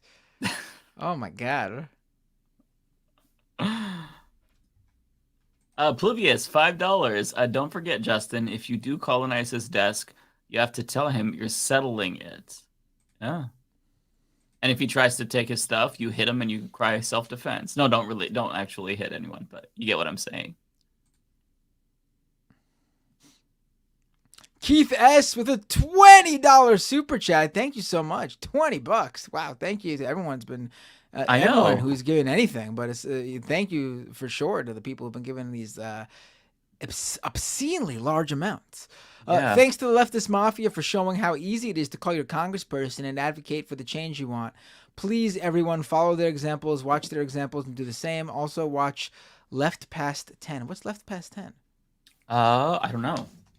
I'll Google it. It's a show, it looks like. Left Past 10. Okay. Oh, is that a letter hack? Oh, it's a letter hack one, isn't it? I think I saw letter hack. Yeah. Oh, okay. It's a letter hack show. Oh, okay. Yeah. I am subscribed to letter hack, but I did not see that in my subscription feed. But I will check that out. I love letter hack. Okay. David Mendoza with $20. Thank you so much. That's so kind of you. Man, we've been getting really big super chats. Thank you all. Marianne came off as really fake and gave a bunch of non-answers. It was pretty clear that she hadn't thought through her reparations policy, among other things. Not a good look, to say the least. P.S. Love you. Love you too. Thank you so much. Yeah, I'm really excited to watch the Ole interview. All of like the longer videos I watch usually over the weekend, or if I'm at the gym. And I plan on watching Ole's interview for sure. Every Ole show is a no-miss show. So yeah, for sure. I'll check that out. Yeah, I want to see her interview. Same. With, especially after I've heard so much about it. Yeah, same. This one is for you. Parker, random. Low-key season 2 episode 5 dropped and it's wild. I will not be watching it. I've not watched a single episode of any low-key season whatsoever. Not because I'm against it, but I just haven't had a chance. I haven't even seen. Geez, the last Marvel movie I've seen was the Avengers. Not the one that ended it either. The part 1. Wow. Oh, That's the last one I saw. It just a lot of things happened. My daughter was born when the other one came out. Was very busy. And I want to watch them in order, and I've not gotten a chance to, which means I miss everyone that comes out since. It's a lot, right? Like, I mean, there's so many movies. I've missed all the shows. I've heard that the Loki show is really good. I've been watching Goosebumps. They have a new show on Disney Plus. It's good? It's entertaining. You know, it's weird. Like they take some of the books and then they kind of mash them all together. Not super close to the source material, but it's entertaining enough. It's not based on the books. It's like original. It is based on the books. Like each episode is based on a book. Like episode 2 is The Mask. Episode 3 is Cuckoo Clock of Doom. But it doesn't follow the books or the old show super closely. Like they kind of redo it. So if you really are a huge fan, that might bother you, but it's not bad. That's what I'll say. Like it's not a 10 out of 10 show. It's just something. And I thought it looked okay. So yeah, I'm watching it. And One Piece. I'm still watching One Piece, which I'll be watching it for like until the end of time because there's like a trillion episodes. Okay, this one is for you. Is it? Daniel Castro with a super chat. We should always mock DeSantis, but Trump wears heels too. Does he? Huh. I wouldn't surprise me, but yeah. You also have 2 in a row. So there's one with no message here. It might be a sticker, and then you have a message from the same person. I don't see these. These are not from me. No? This No, might it must be be for okay, it might be for David Doel. Well, We'll read them. Bubba Fett 199. AZ Ruben. Should we read them? Arizona's Ruben Gallego, who is I guess not primary in Kirsten Cinema anymore, but is running. Sucks. His stance is bad on Nakba too. Honestly, yeah. At first, he seemed like he was promising. And when I say promising, like as promising as you can get for like a progressive Democrat. But the more that I hear from him, the more he seems kind of just like another Fetterman. So yeah, if there's a better progressive, I would support that. But if he wins over Cinema, hell yeah, that's still better. The Matt Mercy with $2 requesting everyone refer to X as shitter. I just call it Twitter because I'm not gonna like change it. I will continue to dead name Twitter forever because that's its name. It's very stupid for him to change the name. So yeah. Okay, I think this one is for you. No, it's not. Oh, this was for David Dolben. Okay. Beautiful girl, $9.99. Love the doggy and the little avatar. Is Israel to the U.S. what Trump is to Republicans? A monster they cannot control. Maybe we should all just stop paying taxes. I think that if you look back to Republican administrations, like George W. Bush, for example, like they did exert control, or at least like communicate to Israel that they're fucking up. Even Trump, during a press conference with Netanyahu, he said, maybe you should rein in the settlements, but we support Israel. Like, he actually said that. So the fact that Biden is completely kowtowing, that's a choice that he's making, right? Because you can... I get that he's probably worried that Republicans are going to say that he's, like, not super supportive of Israel, but they're calling him a communist. Who gives a shit what Republicans think? Like, he should just do what's right. And he's paying for it because he's not. So, yeah, it's hard to say. But, I mean, like, we're the United States of America, okay? If we wanted Israel to stop and we said they should stop, they would probably stop, right? And I'm oversimplifying it. There's more that goes into it, right? But understand that, like, they rely on our aid, our international support, our veto power at the UN, on the Security Council. We have so much influence, so much leverage, and we're not using it, right? So we can control Israel. It is a policy choice by corrupt politicians who are bought off by the Israel lobby who choose to be beholden to this foreign government. Okay. Last but not least, Kowalski 199. Thanks for all your Palestine coverage. It helps us. Thank you so much. That means a lot because it is, work hard on it. Today, man, I was so mad. I put up my video, or my video was scheduled to go up, and it was age restricted. And that means it's dead. Like, most of your subscribers aren't even going to see it. And I shared it on the community page, and they didn't even share that post. But thankfully, they reversed it. And then it, like, the views quadrupled in like an hour, like just showing you how bad it is when it's age restricted. So yeah, I worked all day on that. So I was devastated this morning. I was like, oh my God, like literally 11 plus hours, probably just all day prepping for this. So I'm very glad that people are enjoying the coverage. But guess what? We did it. That's it. Oh wait, I got some over on Twitch really quick. Oh yeah, I should pull up Twitch. 420 Vampire 69. What a username. 420 Vampire 69. Resubscribe for 1 month at tier 1 subscriber for 23 months. Wow, thank you 420 Vampire 69. You're about to hit the 2-year mark. Incredible. Thank you so much. Well, I already know who we're going to raid. Caspa 1103 resubscribe for 1 month at tier 1 subscriber for 3 months. Leftist Mafia rules, they say. Bo Fizzle cheered 100 bitch and Solomon succeeds. Resubscribe at Prime subscriber for 6 months. It's my 6-month Prime sub anniversary. Thank you so much, Solomon succeeds. And so who are we gonna raid?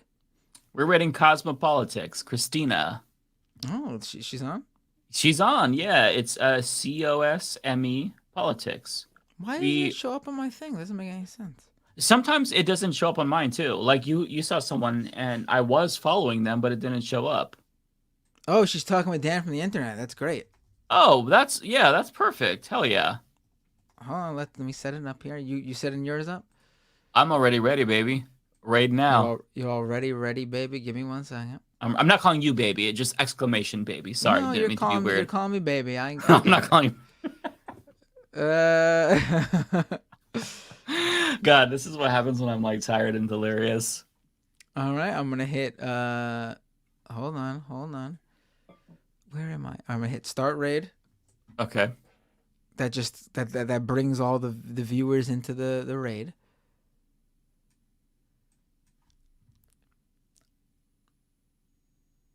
And now I'm going to say peace to everybody. Goodbye, everybody. Thank you for tuning in. YouTube.com/MattBinder, Twitch.tv/MattBinder. If you're feeling like it, Patreon.com/MattBinder.